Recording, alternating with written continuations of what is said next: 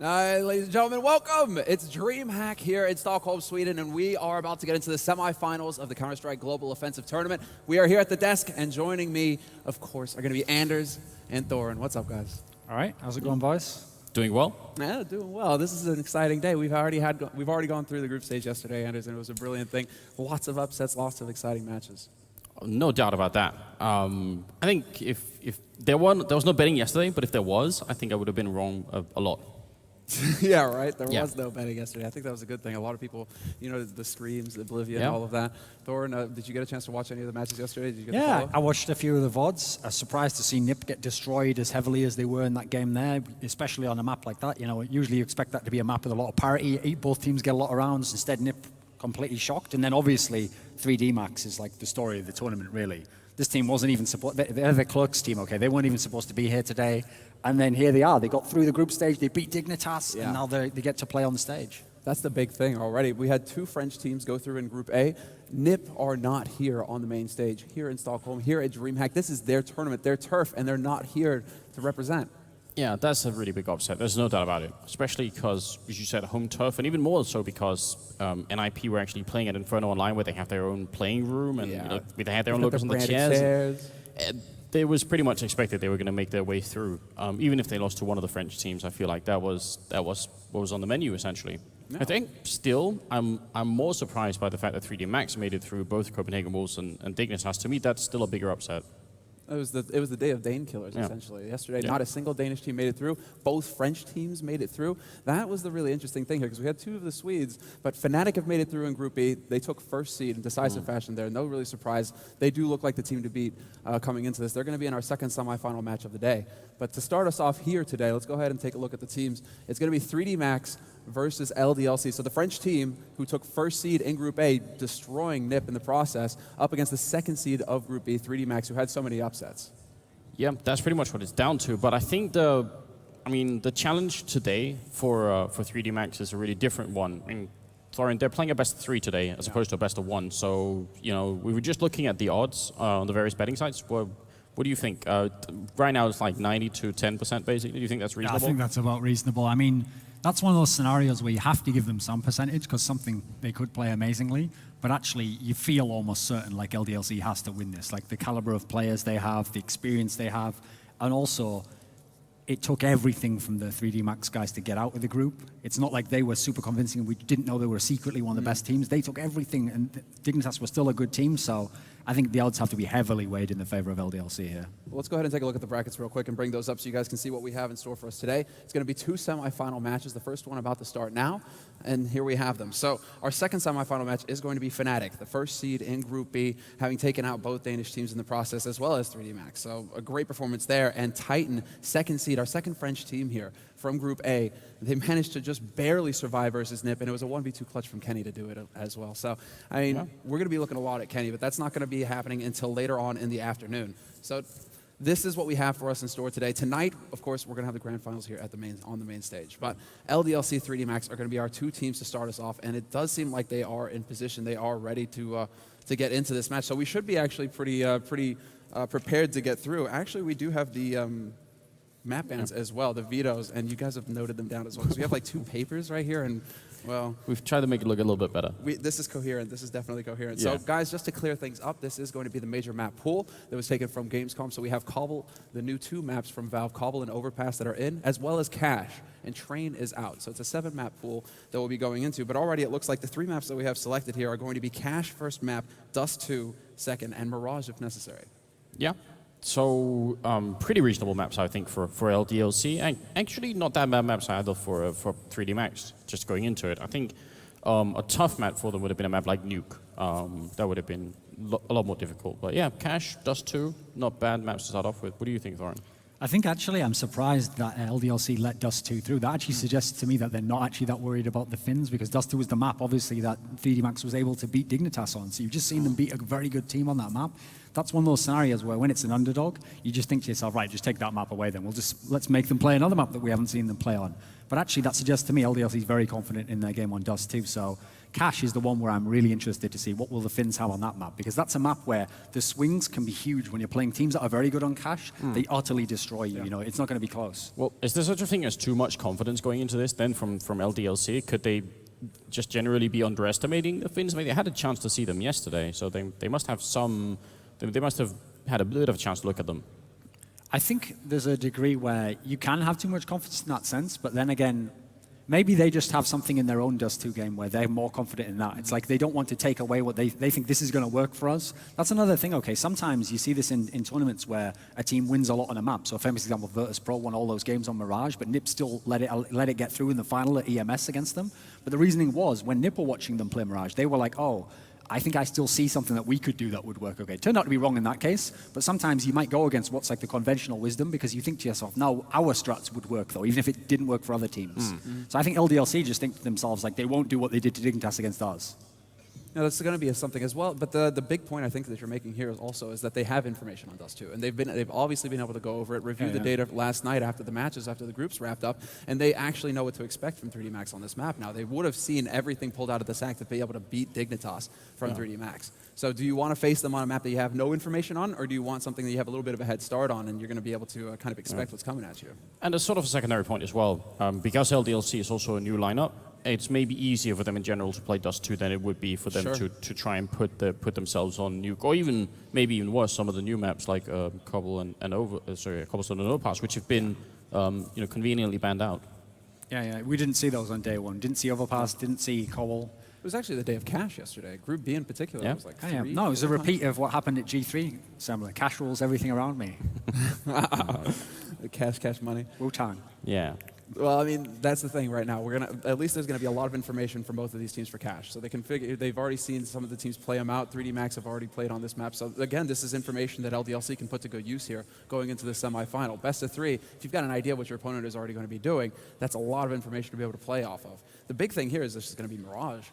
We haven't seen Mirage at all, in fact. So Mirage to start things off, or at least as map 3 to settle things. Well, could be interesting.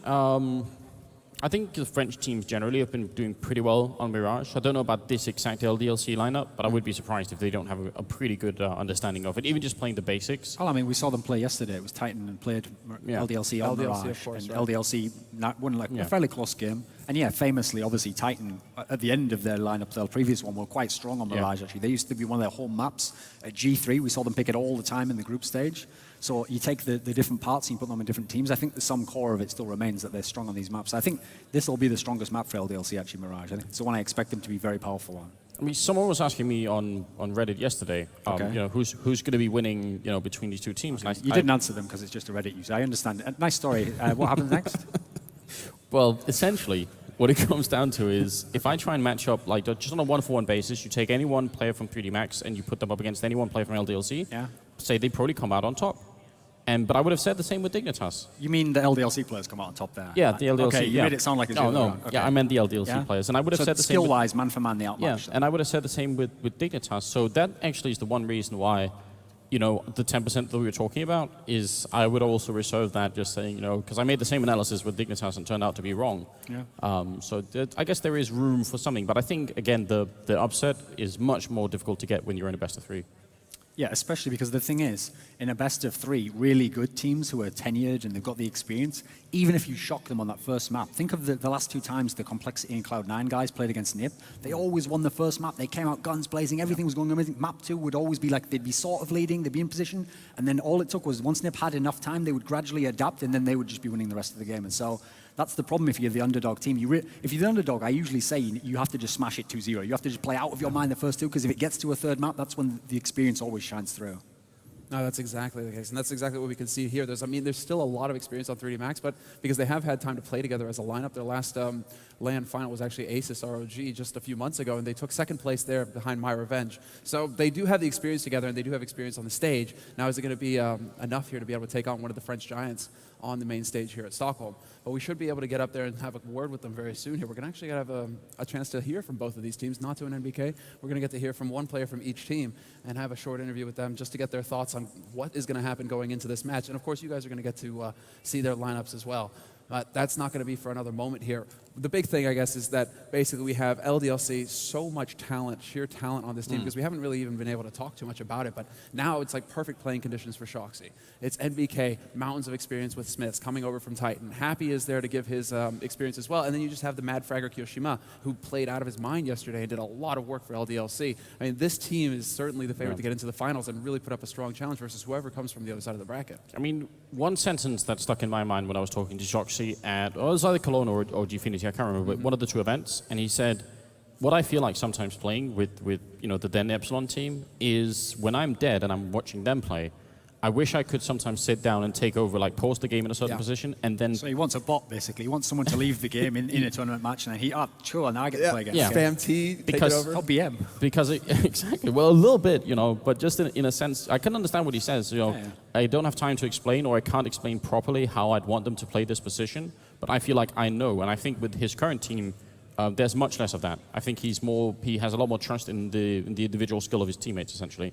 Not necessarily to kill people, but to make the right decision in the right moment. Well, the thing is, okay, people always think if there's a really big favorite, like obviously LDLC is a huge favorite to win this best of 3. They might think that makes the game boring. Okay, what's the storyline there? You hope it's a big upset. Actually, there's an interesting storyline just in look at the LDLC side only. If LDLC is going to make it to the final, as we would expect, then this is like, okay, if they're going to play a team that's in theory inferior, well, then we want to see a very impressive performance from LDLC. If LDLC is going to challenge whoever makes it from the other side, this is where we're going to see how battle-tested they are. If they stumble a bit here, if they lose them up to 3D max, then that puts their own chances in jeopardy, even if they make it through. So to me, this is more like a workout. Let's see what LDLC is actually capable of. And I think all eyes are going to be turned to 3D Max as well. I mean, we are here in Scandinavia, Finland, huge CS fan base there, and they're going to be looking to 3D Max to actually have a strong performance here, and we'll see if they can actually change up anything, because you can be sure that, as we said, LDLC have had time to study these guys. Now our 3D Max, obviously knowing that they've been studied, are they going to be able to change up their game enough to be able to potentially catch LDLC off guard in those key rounds? I mean, sorry, maybe you can help us out with this. What's sort of the history of Finnish, you know, Counter-Strike? Because as far as I can tell, there's actually been a lot of hype in the Finnish scene, also outside of some of the recent, you know, comebacks, like Aslak being one of them, and Reed being one of the other guys. So do you think this could help the Finnish scene spark a bit of, you know, a bit of a revival? The main thing about the Finnish scene is, except for Sweden, because that always had the established base, all the other countries in the Scandinavian region always had very high-skilled players, but they always had, like at one point, Denmark would have a couple of organizations, then Finland would have someone, and so the other 3 were always, like, juggling up second, third, as to who was, like, the rankings in the Scandinavian. Sweden always first, the others were, it was debatable. And what it usually came down to is which team got, like, their genius player onto the best team. Okay, so if Denmark got, like, Sunder or Wimp onto a really amazing team, they could be the second best in the Scandinavian region. But it's true, actually, Finland had some lineups with, like, Ruit and then the latter days with Aslak where they were competitive. So actually, I think this is a key thing.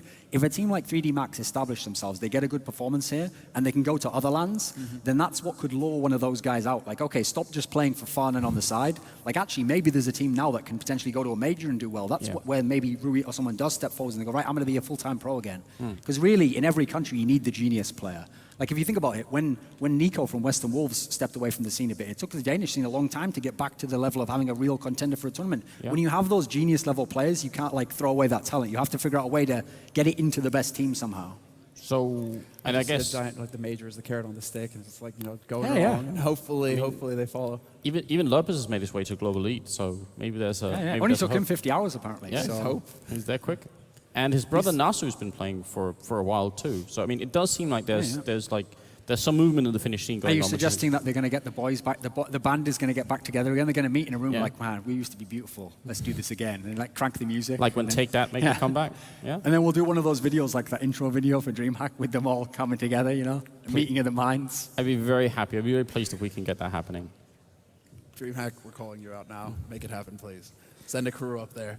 But apparently we have a bit of a delay with one of the players, so that's why we're waiting to get into this match, guys. So we'll be getting into it very shortly here, because of course the stage is right here, and you guys will get to see that in just a moment's time. But I mean, it would be amazing to see the Finns come in. What's really interesting here, the storyline I think that's going to be fantastic to see develop is going to be obviously these two new French teams, the new mix coming in. So we talked a lot about LDLC, but there's also Titan on the other side. Both of these teams wound up in the same group, and both of them went through that same group, through one of the favorites to take first seed in that group, NIP, who were here on home turf, as I said earlier. This is pretty much their stomping grounds, and this is almost the first time, I think, like in the last 2 years that they have not made it out, A, of a group, and B, not until like the playoff finals of DreamHack. I mean, similarly, you say they were on home ground. Usually when we say that, okay, we say about like the Poles, for example, when they're in Katowice, like they're on home ground, even if they're not from Katowice. I've just opened this up for you, haven't I? They were literally in the nip room, in the nip chairs, with probably a nip scarf on, having a drink out of a nip like mug or something. And they reach over into their nip bag to get their nip hoodie. So if they lose at that point, it's like, what can you blame? You know, like, the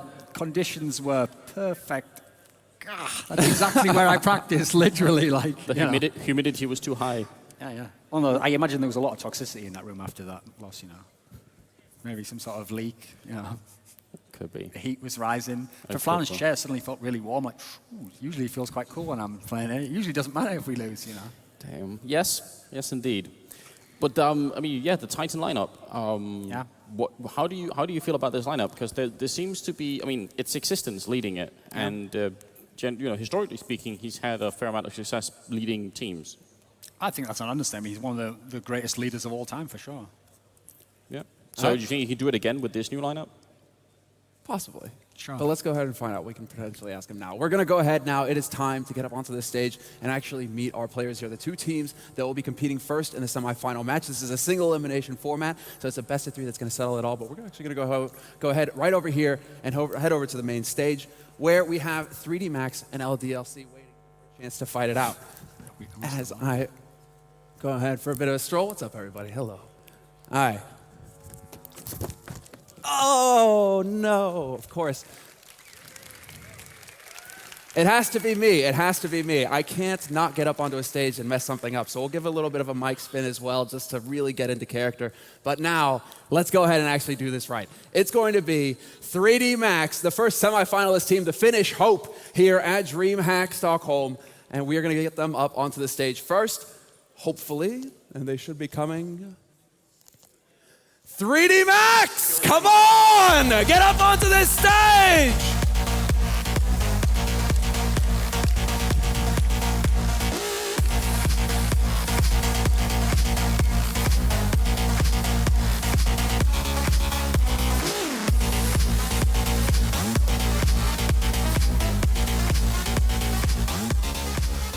All right, well, let's go ahead and take a minute to meet these players, these guys who have actually run it through Group B, taken out both Danish teams in the mix. But our first one that we'll be taking a look at is Karon, the man, the legend. He destroyed everybody yesterday. He had a fantastic performance, and this is going to be more of the same today, I'm sure. Now, the man to his right, or his left, our right, is going to be Natsu, one of the most experienced veteran players in Finnish CS. He's been through it all, and it's excellent to see him on the main stage again. To his right, of course, is going to be the man calling the shots, Reflex. Also, a very strong performance yesterday throughout the group phase, and we're definitely going to be looking to see more of that today. To his right, or our right again, is going to be Zard, the master offer, the man who's been doing the damage with the sniper rifle, and we shall see if he can measure up versus his opponents in this first semifinal. The last man to his left is going to be Disturbed. Oh yeah, Disturbed looks focused and he looks happy, so this is going to be good. Tenelli Veicola, but now let's go ahead and get their opponents up onto this stage. The Frenchmen, the newly formed team, the All-Stars, LDLC!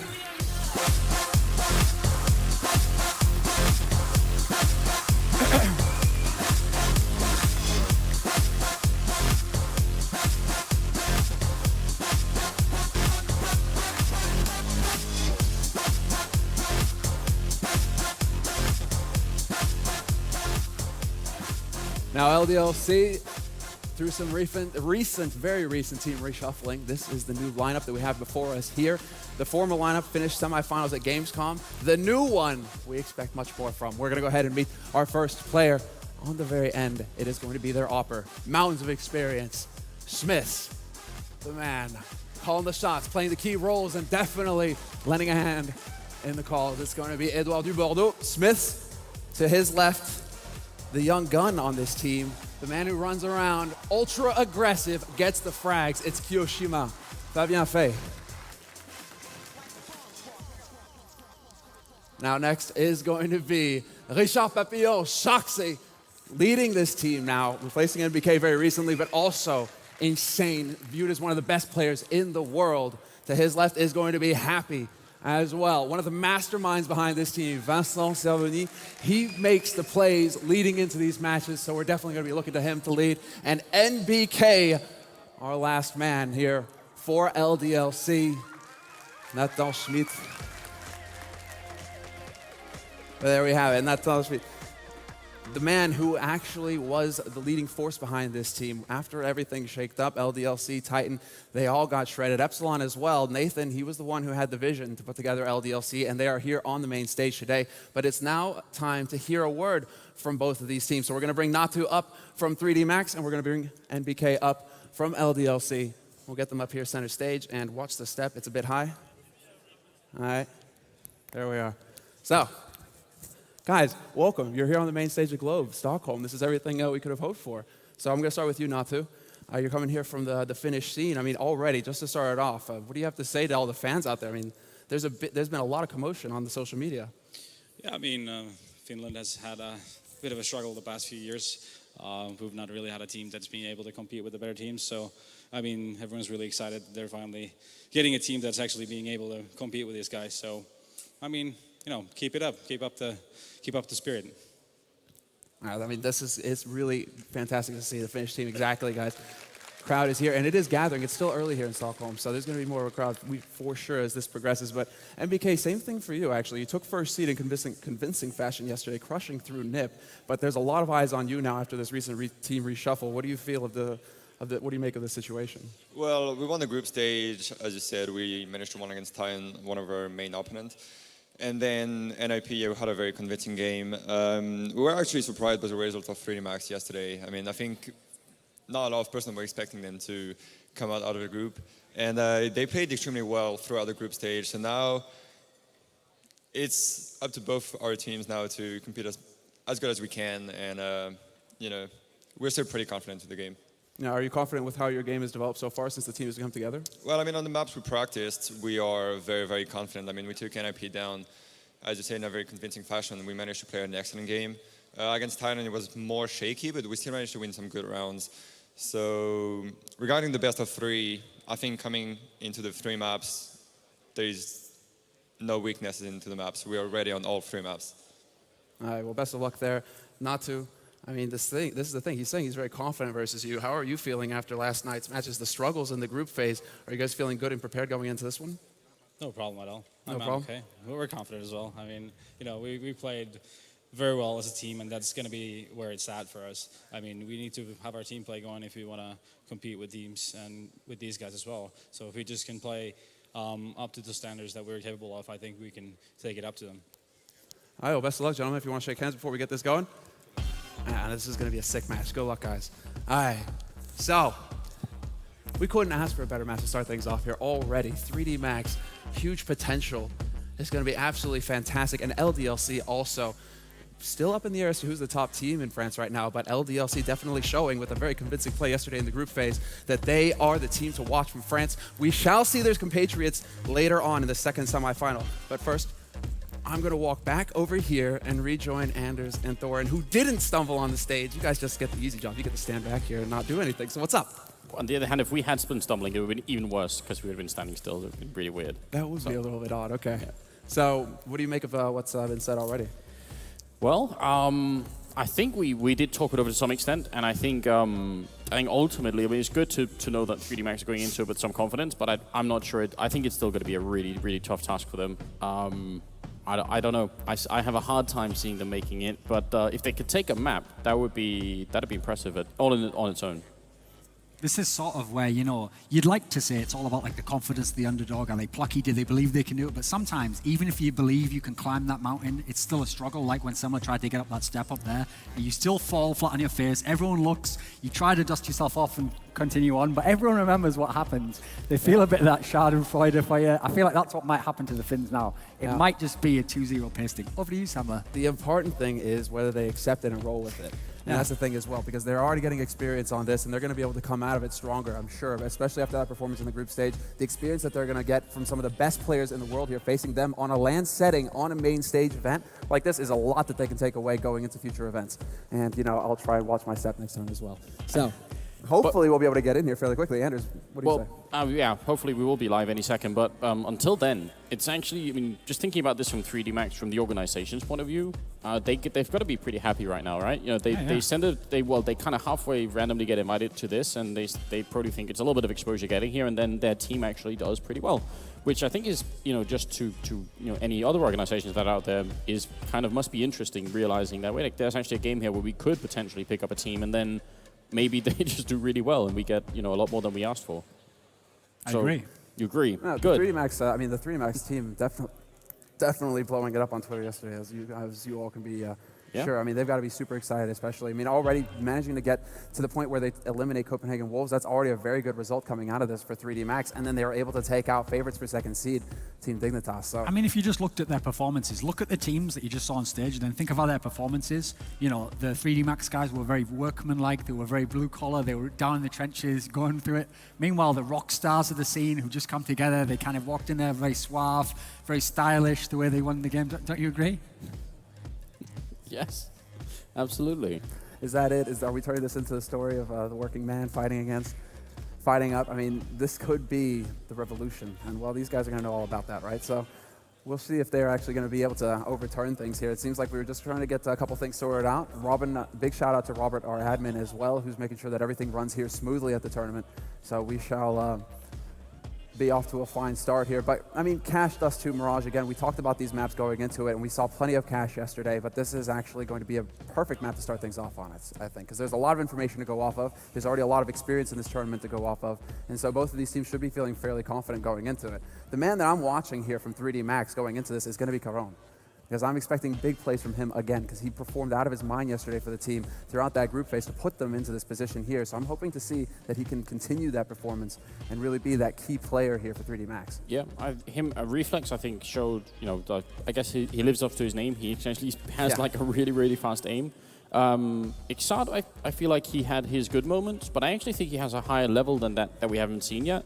And now would be a really good time to find it. Like, he didn't play badly yesterday, not at all. But I just think from having watched him for a while play in the online games, I think he has like a deeper level than that. So it could be worse. I mean, I actually thought Disturbed was the guy who really stood out for me. He had a very solid performance throughout all the games pretty much, and looked like he was at times ahead of his teammates, actually leading the way. So I think there's definitely players here who, regardless of the outcome, win or lose, can have like standout performances and can show their stuff, which is another thing. When you play these big games, you don't want the players to get dragged down if their team's losing or something. Big time players who are going to go on to be in the top teams, they're the guys who actually can be in position where they know, like, oh, even if I'm in a lesser team now, if I show my stuff now, one day I'll be in a better team. I'll get that offer. Maybe I'll be in the Alu to Mouse Sports next type scenario, you know. This is a perfect chance to show it now in a big semi-final. No doubt.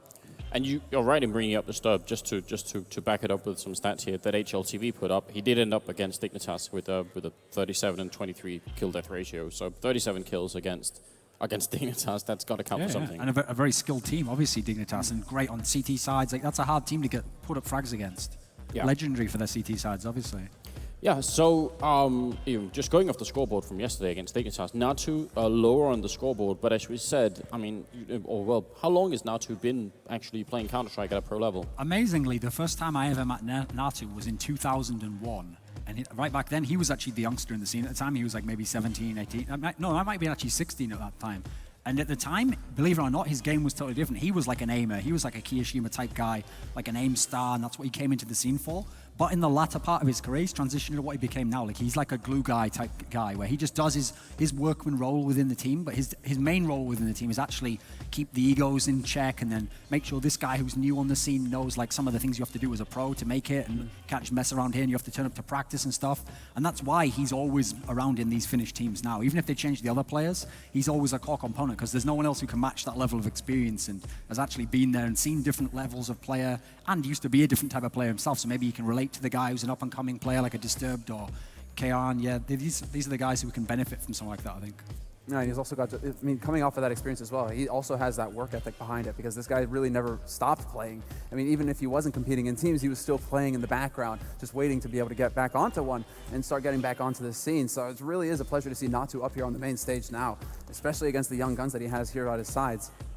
Is there any element in which 3D Max is coming into this feeling like We have very little pressure on us. We've already done really well at this event. Even if we end up being 2-0 here, we still represented ourselves and done really well. Whereas LDLC, you know, they right now, especially having defeated NIP and Titan, they probably think, all right, we're going to go through, we're going to reach the finals, and we're going to try and win it.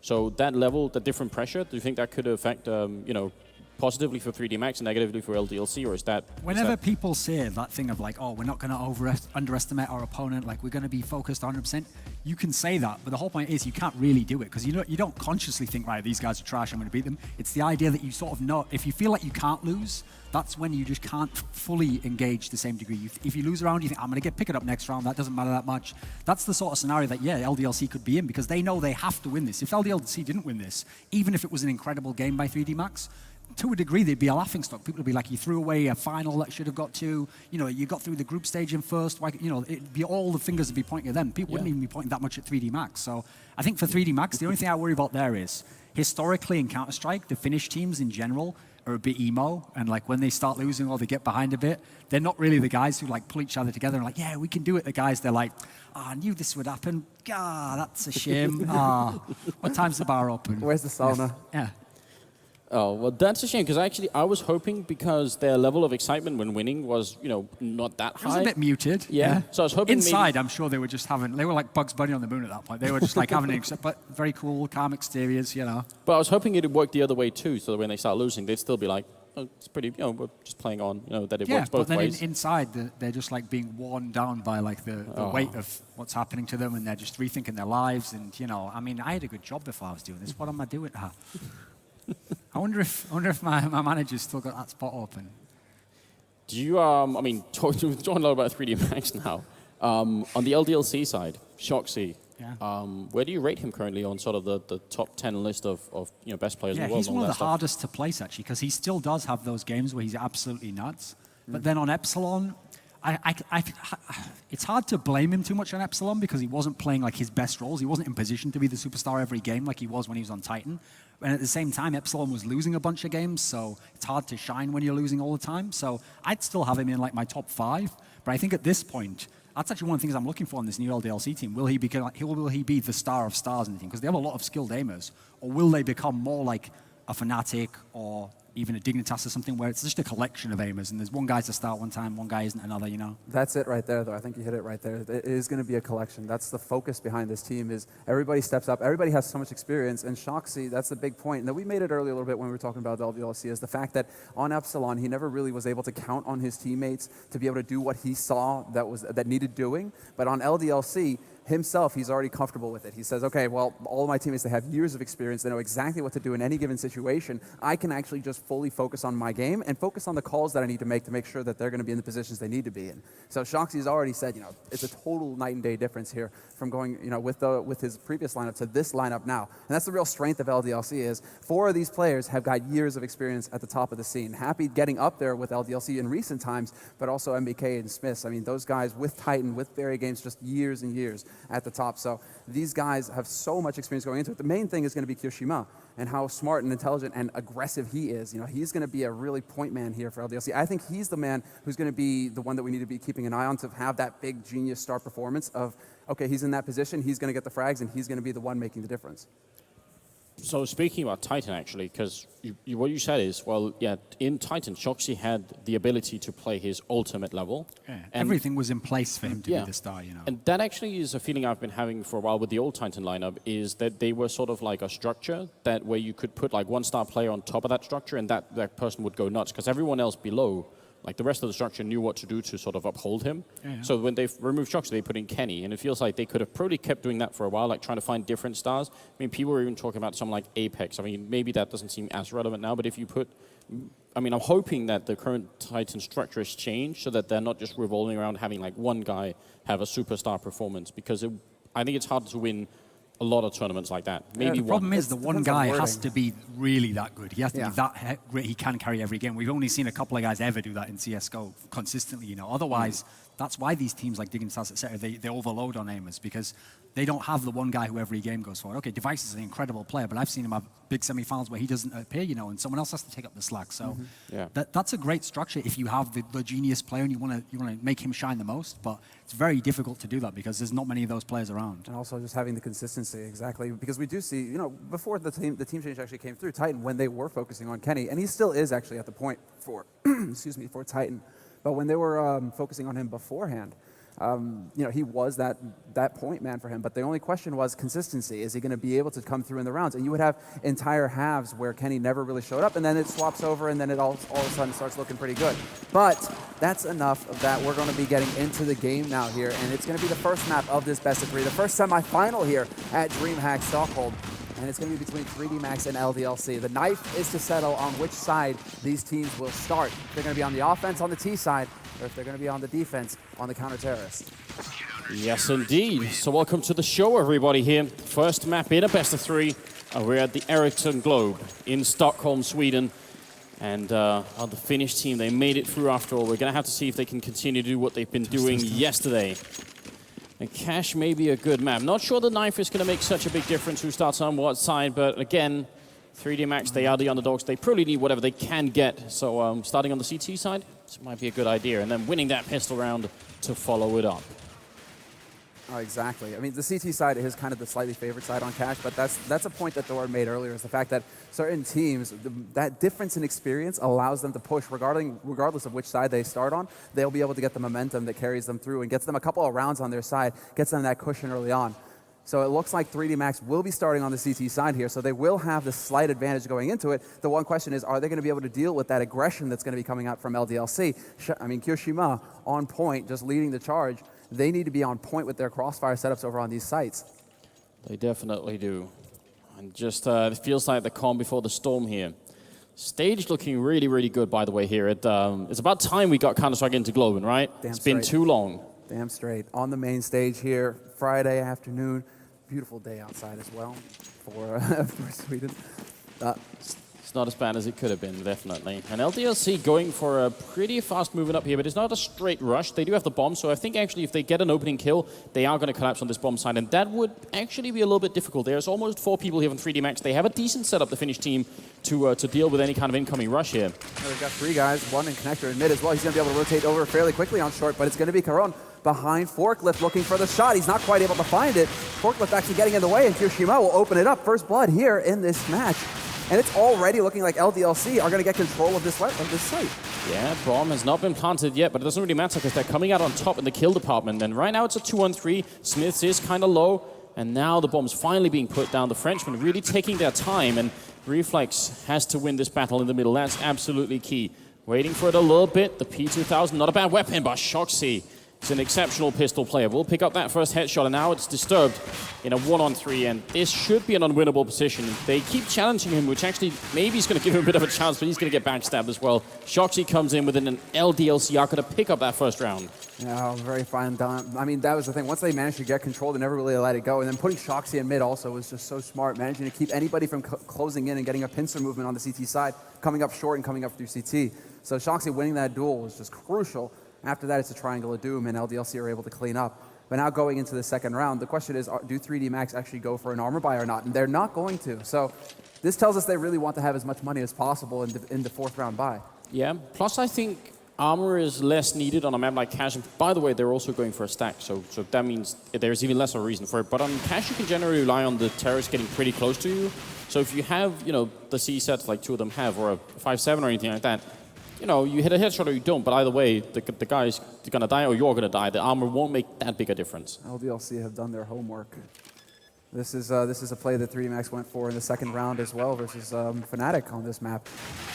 So Natu does manage to catch Shoxy off guard. Sees a 75 headshot to the face, and that's what's so dangerous about coming around corners. When you get up close like that, you can just be gone instantly. So it's a 4-on-4 now with LDLC having that bomb site under control. It's going to be Reflex actually getting boosted up into mid, so you could look for an angle here to work, but nobody's lurking around here for LDLC.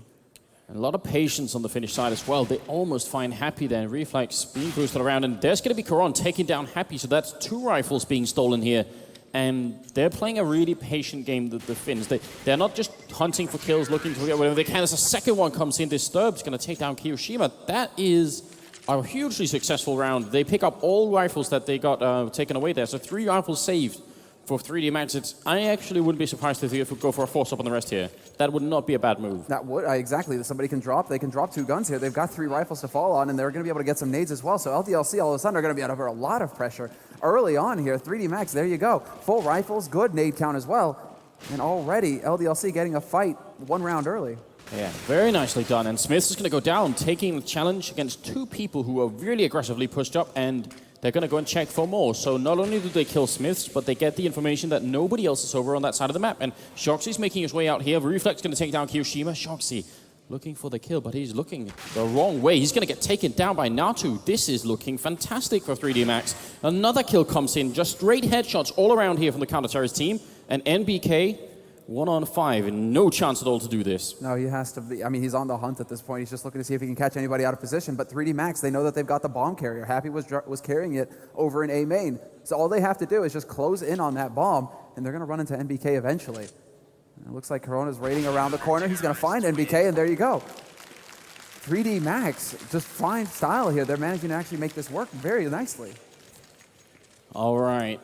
So yes, I mean, Thorin did say, if you are playing in a best-of-3 game and you're the underdog, best thing to do is come out guns blazing and win in a 2-0 fashion. And picking up 3 kills in the eco round and then forcing a buy and then having a flawless round to follow with and forcing your opponent to eco doesn't really get any better than that.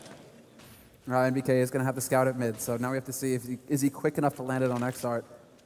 Xart is waiting around the corner in connector. There's the shot, and Xart he has the headshot first, so things not going to work out here for LDLC. They need to pick that scout back up again, and it's going to be Smith picking it this time.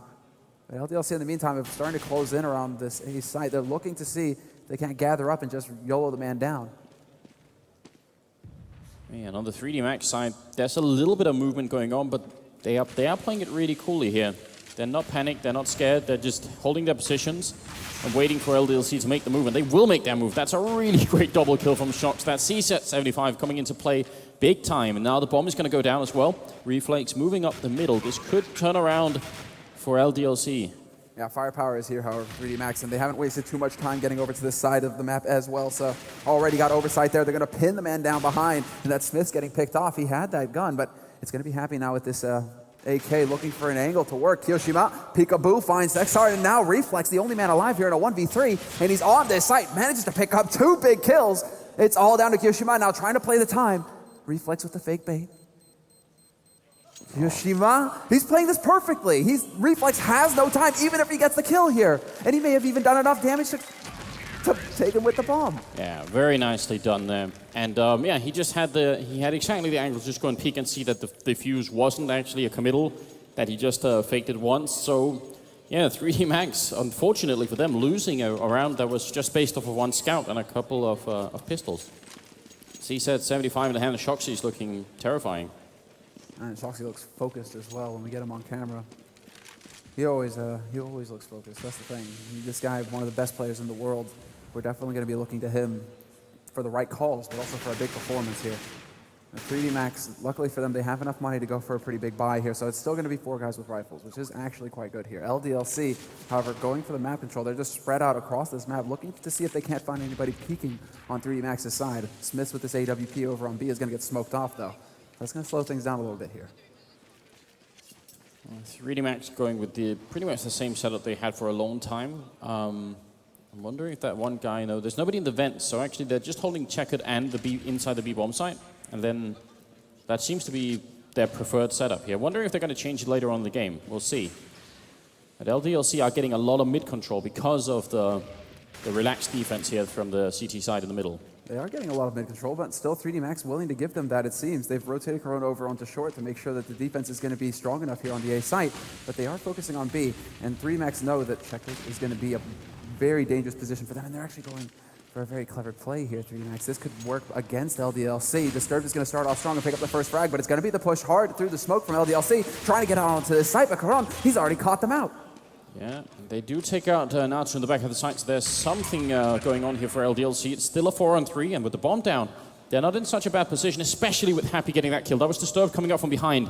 Now, they've got to move quick with 3D Max, because otherwise they're going to get sandwiched, and they could be sandwiched in really quickly here. Kiyoshima doing a little bit of damage, and it's going to be Karon coming in, not choosing the forklift route, and maybe that was a mistake. Sart is going to take down Shoxy, but now this 1-on-2 for Reflex is very hard. All the Frenchmen have to do is just not show themselves, and yeah, he's going to have to back up. He has no choice. Oh, even getting that parting shot. Kiyoshima will hunt him down. No save here. And LDLC will pick up that round.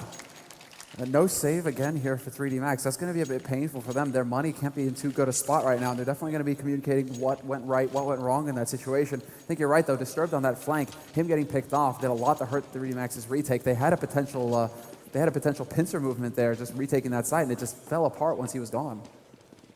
Yeah, and it makes you wonder if the people coming in from middle and or from the truck should have been the first guys pushing in, and then Disturbed should have been there once that battle was going on. Instead, it seemed like it kind of ended up being Disturbed initiating, but it was also a result of the LDLC player pushing quite far down to find him. So yeah, just all around good round from LDLC. 4-1's the scoreline, and into the 6th round, it's going to be 3D Max on an eco. Happy, waiting over by the squeak door, and they know by now that it's an eco, so yeah, LDLC, I think they're feeling good right now. They have to be feeling pretty confident. The bomb is still dropped around, but Smith is going to find the entry over on Reflex. And now it's going to be Natsu taking a little bit of damage. The remaining members here for 3D Max. Happy eventually gets overwhelmed. His swag impression, not quite there. But this means that LDLC have control of the B side at this point.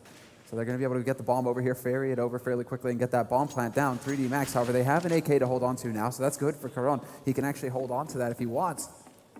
Whereas the rest of them can just kind of get in position and poke at LDLC, make sure they're on their toes. Yeah, but he's not running that far away, actually. Karon's going to go down with the AK, so they were trying to do something. I think they go wallbanged, actually, down from Checkered. He was trying to wallbang the other way. Yeah, so there it is. He was trying to shoot through, and they just had more firepower on the other side, unfortunately. Oops. That's a bit awkward, but they are going to be able to make it out of there intact. It's going to be a start just getting picked off here. No real opposition, and damage done to LDLC, but no real big kills coming in. So this AK is like the best case scenario right now for 3D Max. You know, they only get one kill, but at least they get a gun out of the trade, and maybe they can do something clever with it in the next round if they decide to force up, because I don't think they're going to have enough money to be able to go for that big buy where they can get everything they want here on 3D Max. Now, the big question is if it's worth it for them to eco around and then go for it. That's a big risk. You got to remember, I mean, LDLC are a team that played the CT side of this map pretty well too, so they don't need that many rounds, and they're already looking good. So maybe they just want to see if they can't find their way in here with normal rifles, and yeah, that's the play. Yeah, that could have been Natsu. Actually, Natsu getting fully equipped, so I don't think he actually had to drop there, but it's going to be 3D Max getting a bit scared. I think that's the question here, is that 3D Max, are they going to be able to actually slow LDLC down enough? They need to basically put a halt to LDLC right here. 5 rounds is where LDLC need to stop for 3D Max. It has to be 3D Max picking up the rest of these rounds in this half, so that's what's prompting this buy. Molotovs and everything. They are going to try and burn out the 3D Max members in this bomb site and then just rush in. They're going to come in from 2 different angles, and now it's on. Karon here by the forklift has to come up pretty big. He's looking for the shot. He's going to miss the initial one, and ABK will take a kill, and Shoxy to follow up, and that is not the initial defense that they were looking for here. Disturbed actually does get a good kill in, but they're out of their own bomb site, and there's still plenty of grenades left here on LDLC to try and keep them away for a little while longer. Yeah, a couple of flashes are definitely going to be making this a little bit complicated. There's a smoke on Reflex. We'll have to see if he can find an angle to use that. But right now, it's Disturbed getting overwhelmed. Sart gets caught as well. Smith's with a double kill to clean this push-up, and 3D Max, once again, going to be in a position where they have to back off and just try and hold on to the guns. It's all about maintaining these rifles now for 3D Max because they just don't have enough money to buy. LDLC, however, they're not wasting any time. They know exactly what's happened. And they are going to not allow him to hold on to this gun. As best they can, they don't want to let him just save this kind of money. There you go. MBK finds him at the very end. He was even looking the wrong way, so a really incredible run and gun type moment for MBK. Now, the defense wasn't so good in that A-bomb side, and one of the reasons was that while Karon was holding pretty close to the forklift, he could have actually been holding even closer to the wall, which means he would have been in a blind angle for them coming in. But his teammate was all the way at the back of the other side of the site, so they weren't actually able to help each other out that much. And that effect was kind of multiplied by the fact that LDLC threw so many grenades, there was absolutely no way they were going to be able to help each other out. So yeah, they had 2 people initially in the bomb site, but they were playing alone anyway. Yeah, it was a bit of a shame as well, because Karon had an opportunity there to land at least one frag. because the smokes, the flashes, everything actually kind of avoided Forklift, which really surprised me when LDLC went for that push. They completely ignored Forklift when none of their things had worked to actually flash or cut that guy off. So it was a bit of a blind spot in LDLC there, and 3D Max weren't able to jump on it. Right now, LDLC in this anti-eco round are doing pretty well. They've managed to pick up 3 kills, and they've only lost Smiths. Happy just barely hanging in there. Disturbed. I picked up 1 kill on Smiths because he was hiding in checker, but it doesn't last forever. And now Corona going to be walking right in to Kiyoshima, and actually he almost takes him down. Some good pistol work. But there's really no disguising at this point that LDLC are off to a very, very strong start here. 7-1 that's terrifying. That's looking very good for the Frenchman. You're right. I mean, this is still a bit of a CT map. I mean, it can go either way. Reflex and his lads 3D Max can come right back into it. Look at this. Corona's doing great damage. It's only going to be 2 remaining members here for LDLC. You have to almost hide, but look at where Corona's running. He's never going to expect this. He's running right back into them. Oh, he spots the man out at Squeak Door just in the nick of time.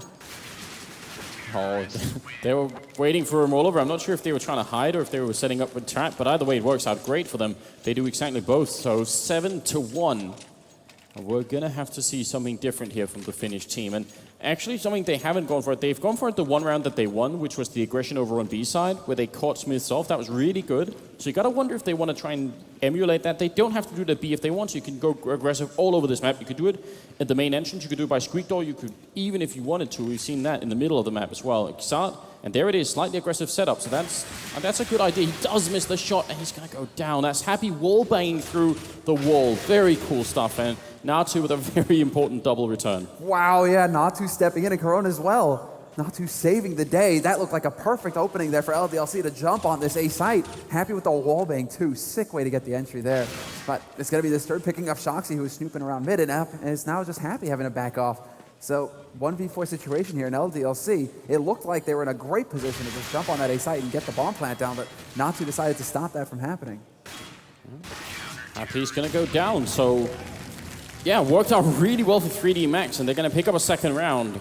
I wish I could claim that it was because of the aggression, but it probably wasn't. If anything, it was just, I think, maybe LDLC thought once they killed Exart coming in there, they wanted so badly to get in, and then they ran right into Natu. That's put a big stop to it. So, yeah, I still like the fact that 3D Max tried it. I want to see more slightly aggressive moves. Just really speeding things up. I mean, they still have the AWP for Exart, so this is going to be good damage for him. He's actually looking towards B. Curious to see if he's going to start pushing a bit forward to find an angle into Garage and try and close that. Right now, LDLC are actually prepared for any kind of aggression coming out. They've fallen actually quite back. They're still kind of floating around T-spawn back of Garage, and these are positions you take when you expect a team to go aggressive, but somehow Smith still walks into them. Wow, Exart was pushed up really far, almost all by the playground there. So, I mean, that is really, really important. That's exactly what worked for them the first time around. So I love it. And in A main as well, there's a double here for 3D Max. So this is looking like a real aggression coming out here from 3D Max. They're looking to see if they can't really catch LDLC off guard, but then NBK and Shoxy come in and get 2 big frags. It's going to open things up here. I mean, we already have the rotation coming out here from Corona. He's going to get flashed in. Great opportunity there. Gets what? Nearly gets the second, but Shoxy shuts him down, and Shoxy gets the double. That clears up A site, and now it's just down to start with the AWP. Yeah, not exactly the best weapon to try and retake a bomb site with, but he's going to try anyway. He does catch out Kiyoshima.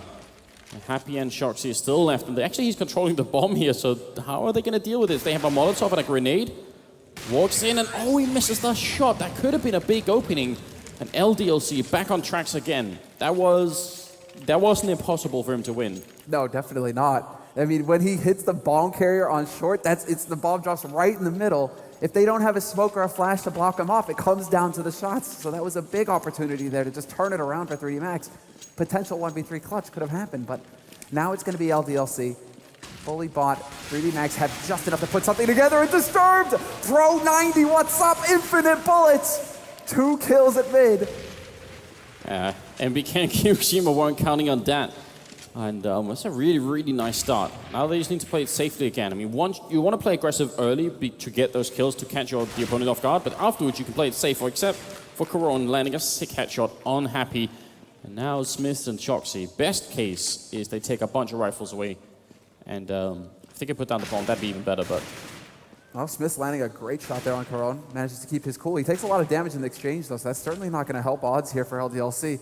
And 3D Max are now going to put a little bit more attention towards this A site. So this is a smart play from here from 3D Max. Just play the numbers. They are getting a little bit cheeky on the other side of the map, and we're going to have to see if that's going to work out for them now. Smith's coming in. Reflex is in a brilliant position here. That's the one that's a double spray down. Very, very nicely handled. Good movement coming out here. Seeing the play happening, at least 10 actually did. 3D Max picking up another round.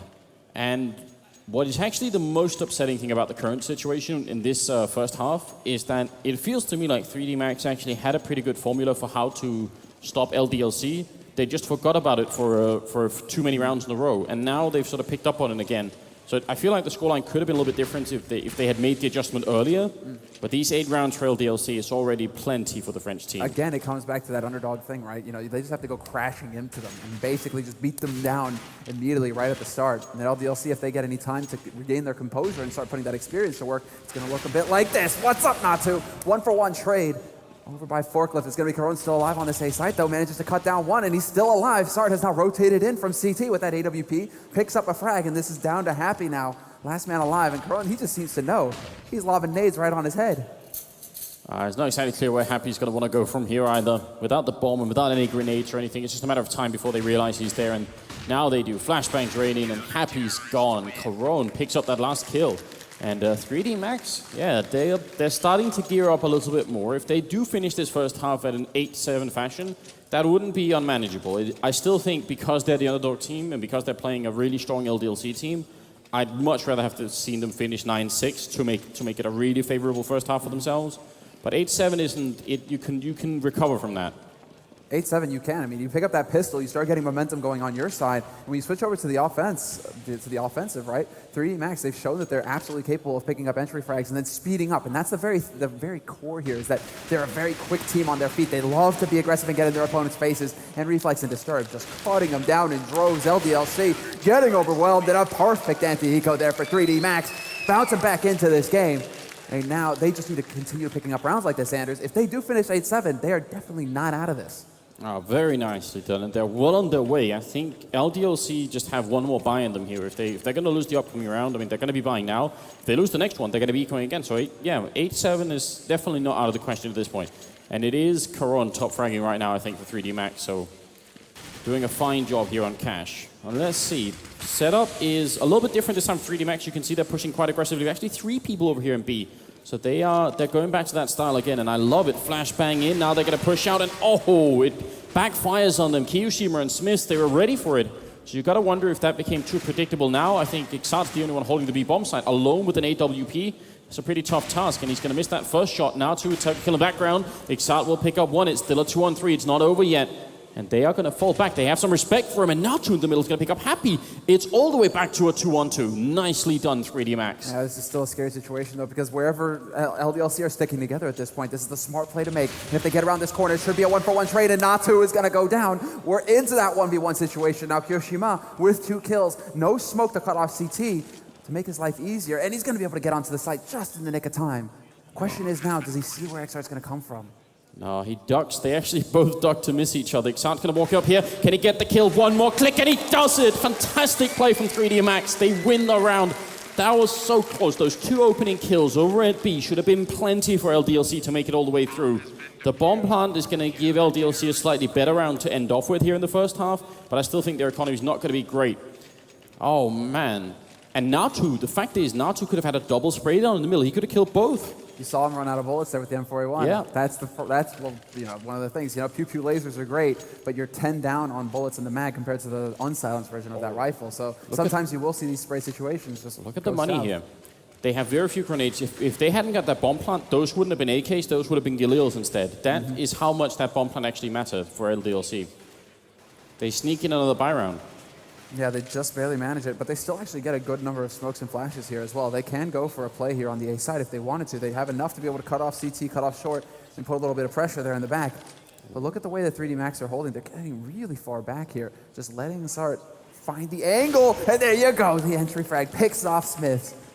Yeah, Smith thought he was going to be able to put down a free smoke then, but he wasn't. And now in the corner, Natu does get taken down, and that loses them some of the control. But in the meantime, Xart moving up close with the orb, takes another kill. Looking for a third. He's going to pre-fire a little bit and misses the shot. Gets a third one. Can we see a quad kill from Xart? Really close to it, but not quite. Shoxy's going to take him down. Molotov in here is going to block off the side a little bit. Reflex will drop Happy, and now it's all on Shoxy. This grenade is the touchdown, and Shoxy is gone. 7-8, 3D Max. Yesterday, the performance they had against Copenhagen Wolves and Dignitas, it wasn't just a fluke, it wasn't just that. They've definitely come back and proven themselves here. And again, if they'd made the adjustment to play aggressively earlier when LDLC were winning, this could have been a very different score. But still, 8-7, they can do it. They can still do it. Oh, they certainly can, man. We can't count them out yet by any stretch. If they can pick up the pistol here in the second half. Same thing, though, going into this. So LDLC, it's not like they haven't done their homework. They know what's going to be going on here with 3D Max. The 3D Max are going to want to be very quick on their feet and put aggression in fast. And so now going into this match, the game plan for LDLC has to be, we can't let them set up. We can't let them get in comfortable positions. We have to shut them down before they can allow to get anything going for themselves here. Because we've got a lot of firepower on our side as well. So I'm curious to see if we're going to see them go for the kind of aggressive style that 3D Max showed here towards the end of the first half. I doubt it. I think LDLC are going to want to play this really standard early on just to get a feel for how 3D Max are going to react to that. But they actually are moving up really, just like 3D Max were, really aggressively over by the B side and looking to find somebody. 3D Max have the setup. The fact that it's even been spotted out all of a sudden means LDLC should probably give up on this venture. And, well, they could stick around Playground, but they shouldn't keep forcing it. No, exactly. They're going to rotate around to mid and see if they can't find a weakness here. And it's going to be one man holding in mid like that. Shoxy getting tagged down a little bit, playing that key position in the rotator role. Seems like he wants to try and lend a hand over at B side, and that's going to be the good call. Smith will find the headshot, though. He's alive and toxic, and he's trying to put some shots out. He's caught in the corner as well, or his mate's going to make it here in time. He's still doing damage. This is not good. Smith with 2 kills and a lot of tagged up people on 3D Max. And it took such a long time to kill him that actually the rotation is already in place from LDLC. And 3D Max are weighing their options right now. If they wait enough time, maybe some of the LDLC members are going to rotate back, but this is not enough. If they push within the next 5 seconds, LDLC are still going to be able. You can see one of them moving back now. So they've waited enough to get one guy to leave. The rest are still here. And it's going to be still a tough 2-on-3 in this bomb site before the backup even shows up. That's a great opening, though. Disturbed with a stunning headshot in the background. Kyoshima's going to go down. That's Karon with the headshot. Now they smoked off Happy. They're going to get a bomb plant, and they have a one-man advantage. That is huge. Yeah, they are tagged. That's one thing to keep in mind here. But if they play this smart, the Triangle of Doom is going to be set up for 3D Max. They've got the man on the site. MBK, he will find the man holding by Checkered, though. That's going to open things up. He's single-handedly pulling onto this site and getting all the frags with that 5-7. Big damage going out here to Karon, who's pinned down behind the box, and he can't live through it. LDLC, the remaining 2 members, will retake the site with enough time for the defuse. And that's actually the critical thing. Nobody had a kit picked up right now on LDLC, so if they had stayed alive just a little bit longer, if they had got one guy maybe into the back of Checkered who could play the clock a little bit more, maybe this could have worked out. It's still impressive that 3D Max even got into that 2-on-3 situation, but MBK just single-handedly taking care of business here. Yeah, really nice entry there onto the B site. Picking off Shoxy like that with Disturbed was very well done, and Karon with the second one as well. So it definitely shows that 3D Max, you can't give them even a little bit of time to find their composure. Because as soon as they can refine their center and just kind of calm down and get in that game zone right, that's what happens. They give you a big scare. And LDLC, now they have that in the back of their heads. Now we actually see them playing a little bit more casually here. Well, there's actually a really good chance that if they... Oh, now backup is here. But if they'd rush straight away, yeah, just like they did now, if they drop the MBK that quick, they can't get in and put the bomb down. There was a weakness at that bomb site for LDLC. It's been minimized a little bit by Smith rotating here quickly. So that's a really good job from LDLC getting in position. But they're still losing a couple of players here. And Smith is damn near dead as well. The bomb has been planted, and with a bomb kill, or bomb plant, and another kill coming in from Reflex. 2 kills and a bomb plant. Good job from 3D Max again. Yeah, that's a solid follow-up round there. That's a big win for them. Could put some pressure on in this next round as well. They haven't really spent too much money in this one, so there are options for 3D Max now going forward. Are they going to be able to have enough to go for a consistent buy? LDLC giving up 2 guys, but still getting the round. They got the bomb plant in both rounds, so they're definitely going to be going for it here. The question is if they're going to be going for an AWP on the terrorist side, which is less common on Cash. Wouldn't really mind if they do, and they are going to go for it, yeah. They're going to go for it. I was wondering if they were going to risk the glass cannon, but it doesn't seem like that's a problem for them. I mean, AWP, you're supposed to hit first, right? Them reflexes like lightning. Reflex moving up. There are 2 people, and the smoke is on here, but they can just wait the smoke out. That's not a big problem for them.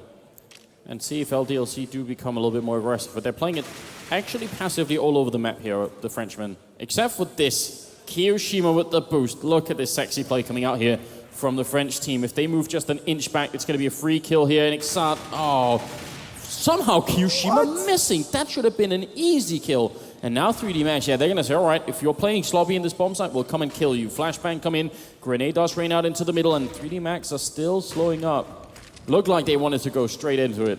That was really scary. In the meantime, LDLC, they're getting into clever positions here on the A site. So if 3DMax were to rotate back around, they could be running into a very, very difficult position to deal with here. LDLC happy in that position is going to be crucial. Disturb is going to be causing a bit of a diversion over here to make sure that LDLC don't feel too comfortable. But they're actually coming to them. NBK walks right into one, picks him up, does the job for Kiyoshima, and gets a second frag as well.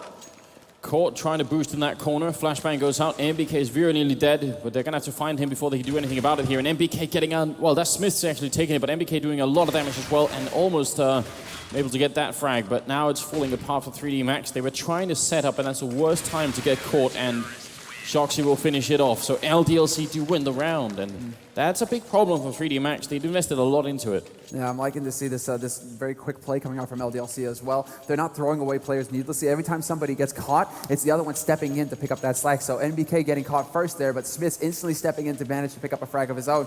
No idea how Kiyoshima missed that shot there on XR. Yeah, that was such a beautiful idea, and it's the kind of trick you can really only use. I mean, even sometimes just once per tournament, because every other team is going to be ready for that. Smith will take down Reflex, and obviously there is an eco round coming out here from the Finnish team. Now, 4 rounds behind. Struggling somewhat. They are getting fairly close here. Nice nade to go in, but it's not going to blind Shoxy. This is a very common position for Shoxy to play in as well, but it's going to be Kiyoshima picking up that frag.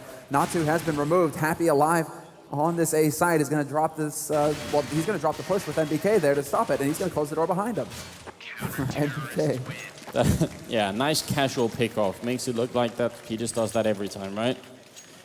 Plenty of money now on the Finnish side. Let's see if they can get back into it. There's a good distribution of kills on the LDLC side. Nobody really slacking far behind, and Smith's actually is top fragging, which is not the usual, not the usual distribution. No, that's true. He's stepping it up here. I mean, we look to LDLC. There's just, as we were saying, in the match warm-up, right? When we were talking over these teams, there's so much experience on both of these teams that anybody can really step to the fore. That's the power of LDLC. Anybody can really step to the fore and be that man for the match. And so it seems like LDLC, Shoxy, they're kind of splitting the difference right now. 3DMax, at the same time, not lagging too far behind either. So this is still very close. LDLC, they're going to have to weather the storm here on the A side, and the bomb leads for 3DMax. Oh, it's a nice opening. MBK's the first man to go down. Molotov in the back here. Smith might have to find a new home. He's just in between them, and he does pick up a kill on Natu. Now they're going to try and find them, but Kiyoshima's here. Happy's there with the kill, and now the Finns are in a little bit of a trouble here. Already the backup is there, and Happy will pick up a second kill, leaving Reflex alone. Really, really quick rotation coming in from LDLC. That was almost perfect from the CT side. They've just closed in on all angles, but Reflex, he's in this position where he can do some damage. He manages to catch them peeking, and Happy making a bit of a crucial mistake there. Smoke to go down as well, and that baits him out in the open. Shoxy making sure that Reflex couldn't take advantage of that smoke to get on that bomb. Reflex got the last bullet there when he was flashed and just, getting ready to reload. He walked into it. Can't believe it. That's such a close round. It's almost a 1-on-3 for Reflex then. That would have been the turnaround point, right? That's where 3DMax get the confidence back. Now instead, LDLC are very close to actually taking this first map here. If they can just win one more round, they're going to force the eco once again on the 3DMax side, and then things start to get really ugly. Now, are they going to try and see if they can catch Kiyoshima? The smoke's already up here. He's got a grenade in hand. He's down to 3, and the grenade to follow. Now Shoxy alone inside the bomb site. Backup's coming, but they're going to smoke it off, and Shoxy goes down. The aggression working beautifully here for 3DMax, and it's NBK and Happy left. 2-on-5. So from a really, a couple of disappointing rounds straight into a flawless round. Yeah, and they're figuring it out. This is the thing. They're going to start mapping out how LDLC are holding on this map. Even with some of the aggressive pokes coming out here from LDLC, their B site is still very static. A lot of the time, it is Kiyoshima or Shoxy holding in that checkered position. And it seems like 3DMax, they were in position to be able to take care of that this time. Nades to bombard him into oblivion, and then they get onto that site fairly quickly after that. Well, and it's also a question of timing ultimately. If they had decided to If they decided to throw that push in one of the rounds where LDLC were playing aggressively, probably a very different result altogether. But they did it exactly a round where they were playing passively and checked it, and then it works out a lot better. All right, well, let's see how things shape up here. Already, LDLC getting some good exit frags, though. That's not too shabby. That's going to force 3D Max to spend money that they can ill afford to spend. So, see what the Finns actually have in store for us here in this round, as we can see them on the stage here, live from the Globe Arena, one of the biggest arenas in Sweden. So it's so sick to have CS on the main stage here. But now, let's see, LDLC 3 rounds away from picking up this first map in the best of 3. This is the first semifinal of the day. They're looking good. Shoxy, he's got that AWP, and he's looking for an angle to work here. He could potentially have a target, and there it is. I think that's LDLC way of saying, all right, we got to change it up a little bit here. We got to do something else. And yeah, Shoxy with an orb is not a bad way to change the game and to change the pace a little bit now. Wonder where Shoxy, he's still sticking over there, which is, I guess, all right. He's going to go down to Assad, though. Really nice AK shot, and I don't know. I think it would have been more interesting if LDLC had put Shoxy in a different place for each kill he got, just to keep L3D Max guessing where he might be. But I don't think Assad got that kill because he knew. That was just really a nice reaction shot. Yeah, he manages to just get the information. I mean, it's like 60% chance that Shoxy's going to be there. Just throwing that number out there, but that is really one of Shoxy's favorite places to hold from, regardless of whether it's an AWP or an AK. So now they have an interesting play with the guy up in vents here. Smith's just in the vents, and they got one guy inside the bomb site. So it's going to be down to communication and timing here. If 3D Max go for B, but right now it feels like it's going to be an A play, and there's not a lot of time left here. This is almost some Na'Vi-style slow play coming out from the Finnish team, and eventually, yeah, look at this MBK thing here. He's going to walk to the other side. That's because Sart's making noise, but now they got the kill. They're going to go back here, and Happy will pick up the 1 second kill coming in. The bomb is dropped as well, and 3D Max can't make it work. It was actually very close, because as soon as Exard started making movement, you could see MBK was falling back to try and help out quick, and I don't know, if the timing had been slightly better for 3D Max, they might have walked into a bomb site with only 2 people holding. But again, Happy, this time around, it works perfectly, this position. This is how it's supposed to go for him. If they come rushing out from A main, he's going to slaughter them. If they come pushing up from short, though, he gets spotted from a mile away, and that position falls apart. So it works out great for LDLC this time, and it looks like 3D Max are going to be ecoing this one as well, but Reflex already pinning Shoxy down in the corner. Shoxy's going to get 2, and it's actually Kiyoshima who is stuck behind the box.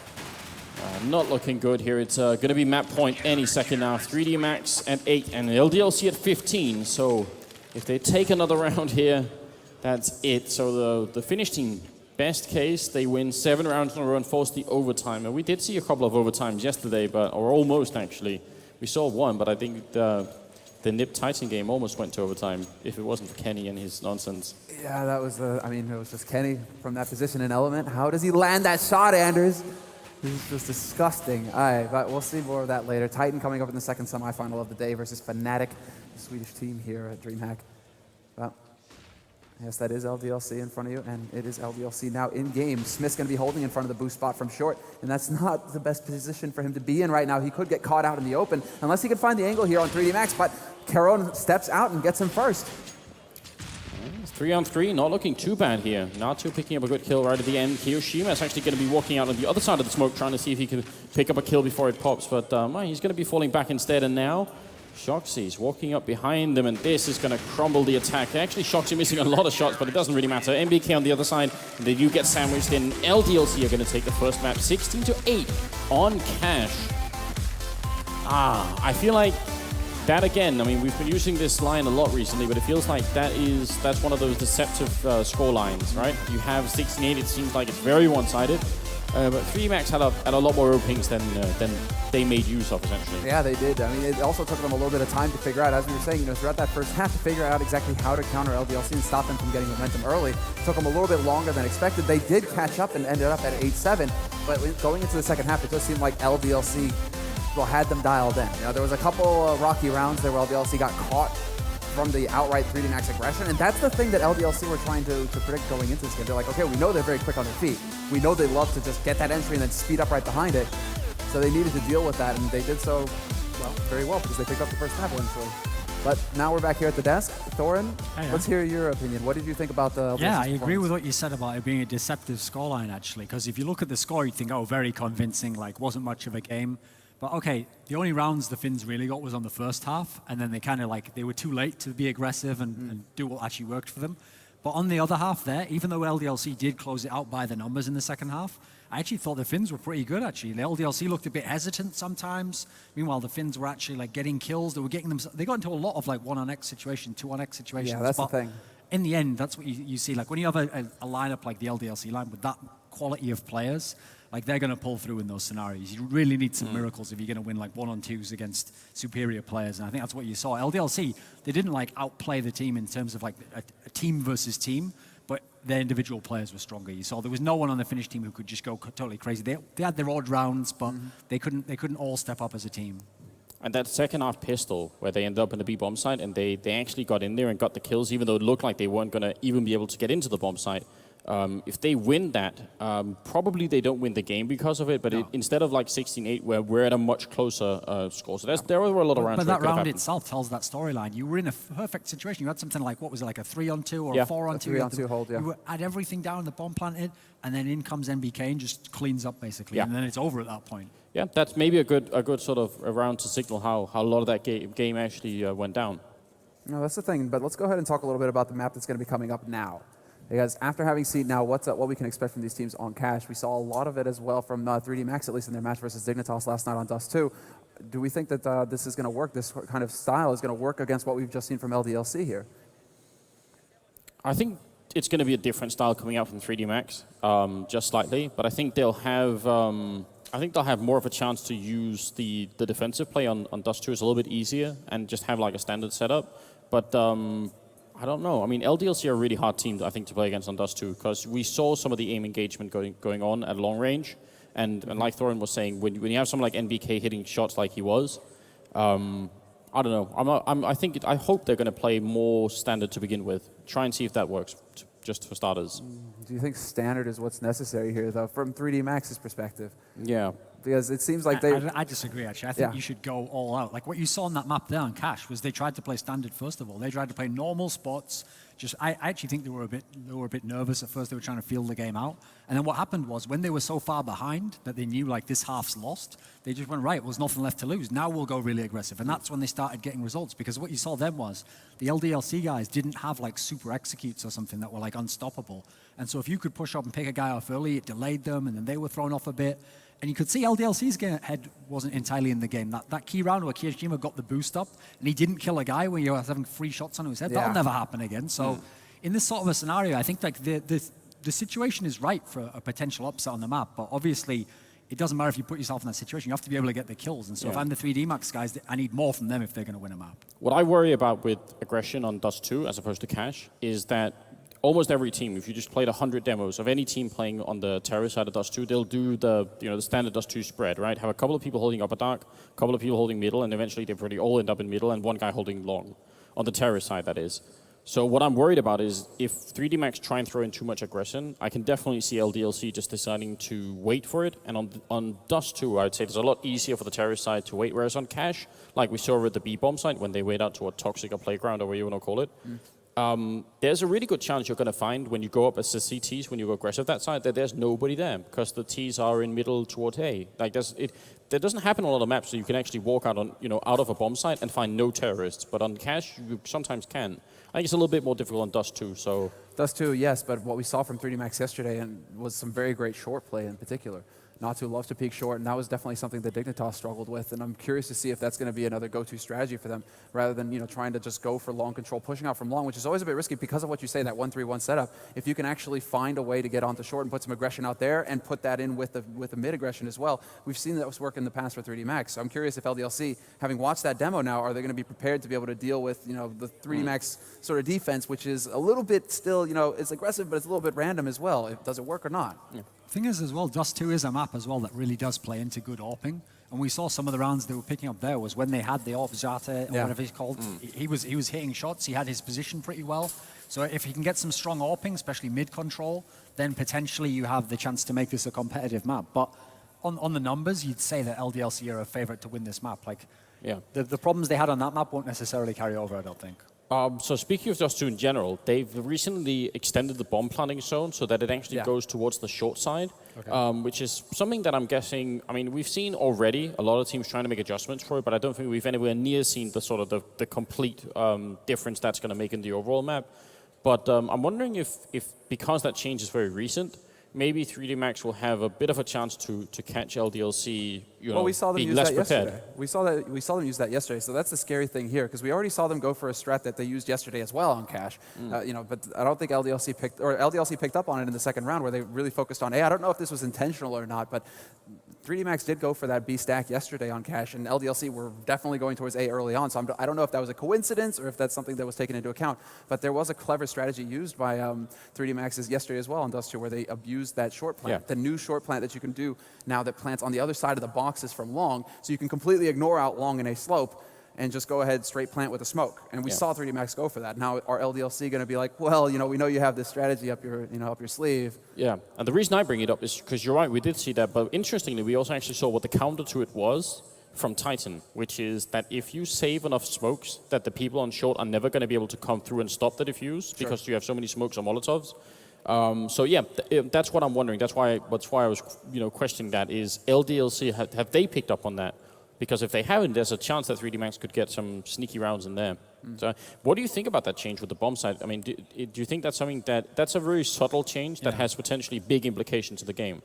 I mean, I think the reason why the thought behind it is to try and give terrorists more rounds, to give them more room of where you plant. Like like if you're trapped in the site on that particular site, it's very hard to hold that one angle. And so in general, we've seen one of the trends in CSGO is it's a very CT-sided game. Even a map like Dust 2, historically so terrorist-sided, we now see the top teams actually win the CT half sometimes. So I think this is a move to send it more towards that. And I'm not against that in general, actually, because I think it is actually better when you have a good mixture of CT-sided and T-sided. So if we got a map like Cash in the pool, for example, very CT-sided, then you want a terrorist-sided map, if possible, to balance it out. And I can think of a few other maps like where, I mean, the bomb planting zone is really, it annoys me anyway. Mirage on the B bomb site's the most famous one, I think. I think in the old version of Mirage, you could plant a little bit further out, but in the current version, you are sort of trapped within that building that's over there, the pillars. And sometimes it makes for some very, I mean, you almost never see people planting on the, you only see people planting on one corner where the firebox is on Mirage in the B bomb site. People almost never plant on the other side unless it's a very particular situation. So it sort of also says that, I mean, not that I'm a big fan of heat maps in general, but I think if there was a heat map with bomb planting positions, they'd be very heavily stacked towards one side in that bomb site. So well, that one side of that bomb site is the one that you're talking about. Basically, you're covering that angle from kitchen, and you're also protected from short. So, or you're planning for short, basically, if you have short control. The one thing here is that the bomb plant that we're talking about on Dust 2 is essentially long. The short plant for Dust 2 was also a bit of a long plant as well. So you always had to take that risk. You needed to have long control if you were going to plant for short, and then that was a bit awkward. So this just opens up the options to have a very clear long plant and a very clear cat plant. And I mean, it also takes away actually some of the overly passive play you could sometimes see from CT, where they would just put the AWPer in the pit there, and then they would just lock that area off, and they could wait for you. Whereas now, if you take that risk and you're the long guy and you don't peek in when they're going into the site, you can get completely zoned out of the map because you'd have to go all the way behind, and that's very difficult when you have an AWP. So again, it plays out of the favor of CTs and into the terrorist favor, I think. Yeah. And I mean, as a tool to change the game, it's a very sort of you can do it really easily. Whereas if you try and change the game, in favor of the terrorists by buffing their weapons, I mean the repercussions are way bigger. So I feel like changing bomb plants is maybe a good way to go forward anyway. It's an interesting option. I'm just curious to see I'm really just curious to see if there's going to be any kind of homework done here that's really going to apply to this game, or if 3D Max are going to have another strat in mind that's going to potentially counter what LDLC would do to counter, right? They're getting into those bluff.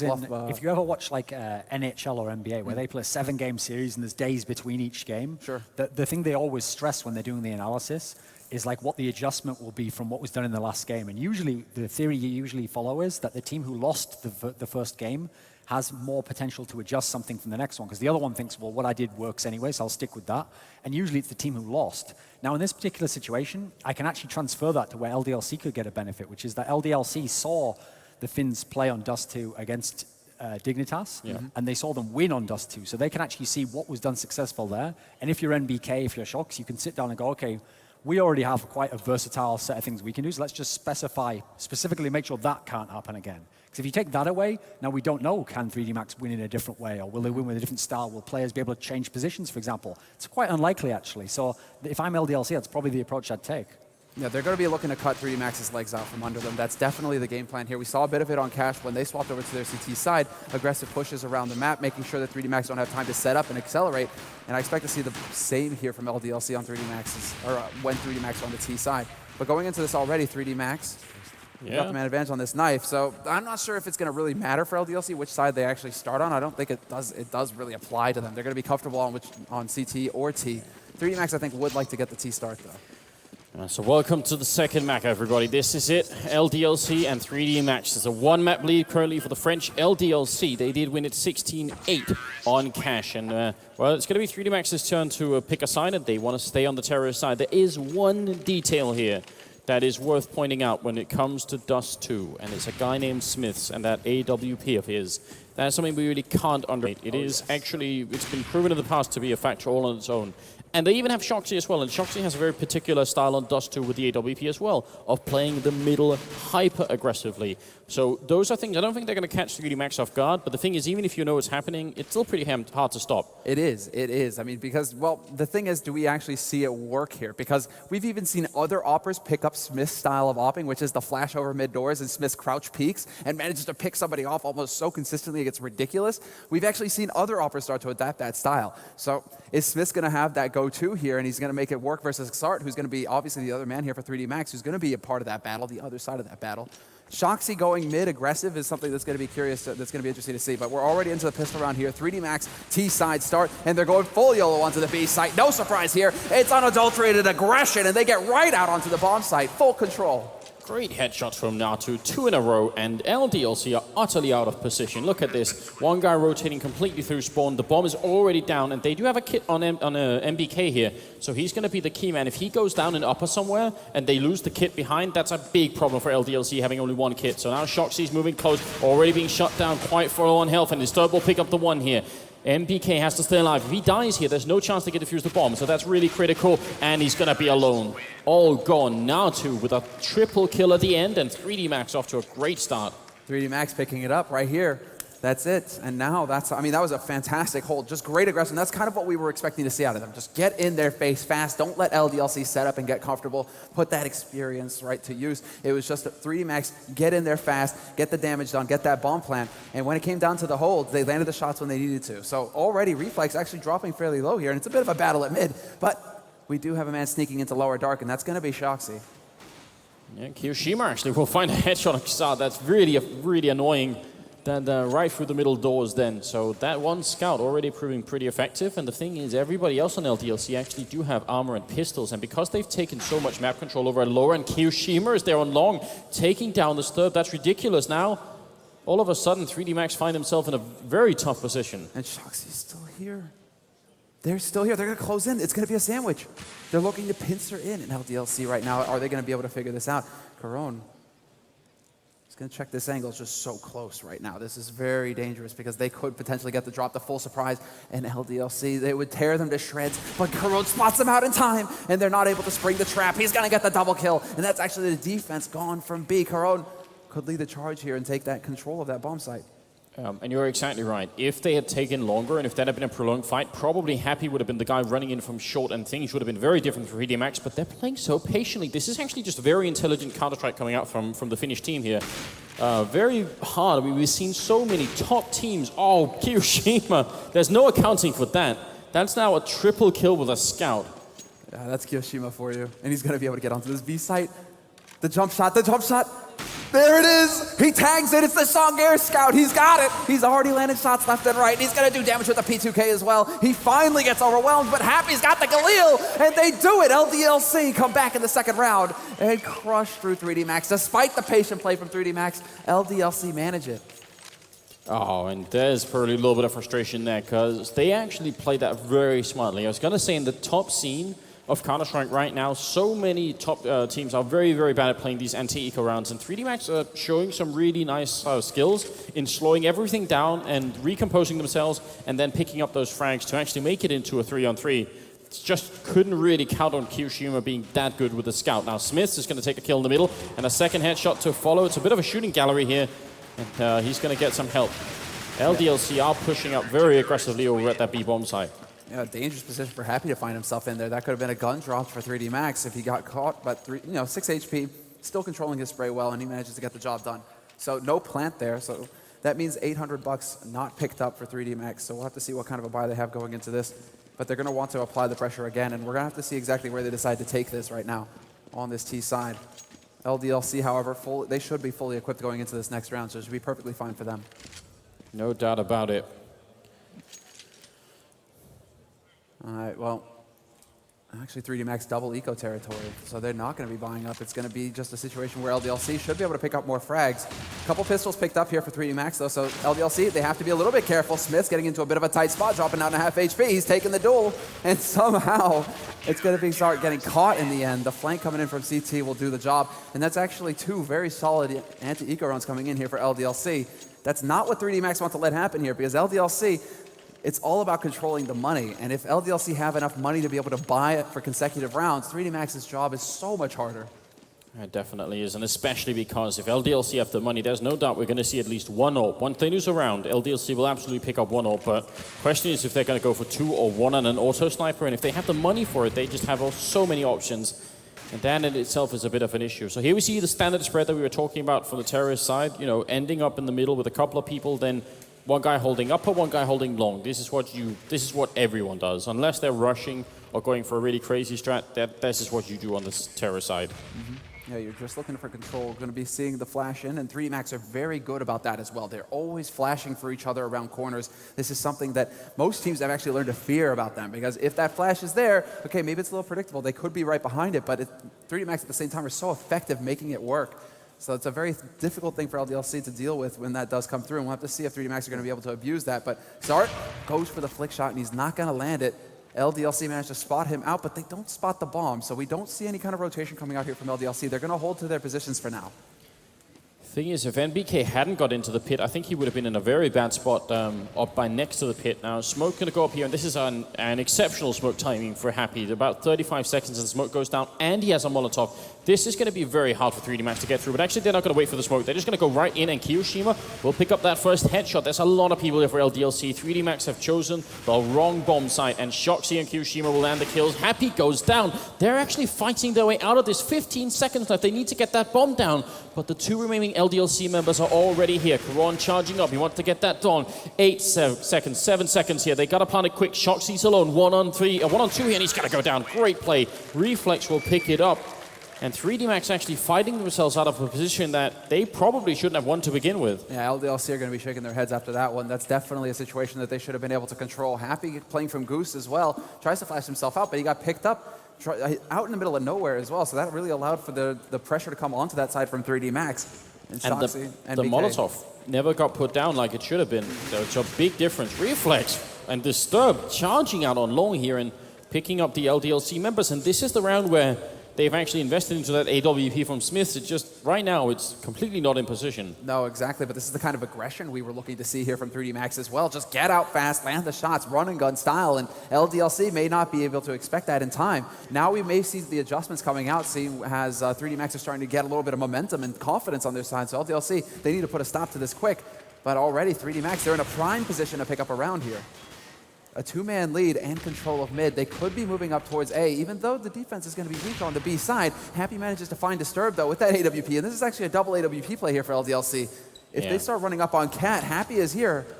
Shoxy lost his down on long, and it's really cool to see Happy picking it up. So there's some really heavy artillery. In fact, the B-bomb site's completely open, and they have time to run right now. 3D Max, if they made the right call, they could win this round so easily, but they're going to go where it's absolute hardest, and Happy will pick up another kill. He does miss that shot, and they're fighting their way through. Kiyoshima burns alive, and Reflex will pick up the last kill, and there it is. Even at the hardest bomb site possible, 3D Max are actually outgunning LDLC right now, which is a real pleasure to see. Didn't expect myself, hear myself saying that. But that right there, Disturbed, getting that opening frag on Shoxy is huge. Getting rid of that AWP, the pressure is gone from that position, and then he's able to just follow up with the momentum. Now we see 3D Max, they're going to just go barreling onto this B site. No time wasted. They don't want to let LDLC recover. They just want to keep the pressure up as hard as they can. And Smith is going to get the drop on one with the CZ75. He's still alive, but just barely gets taken out there by Zart.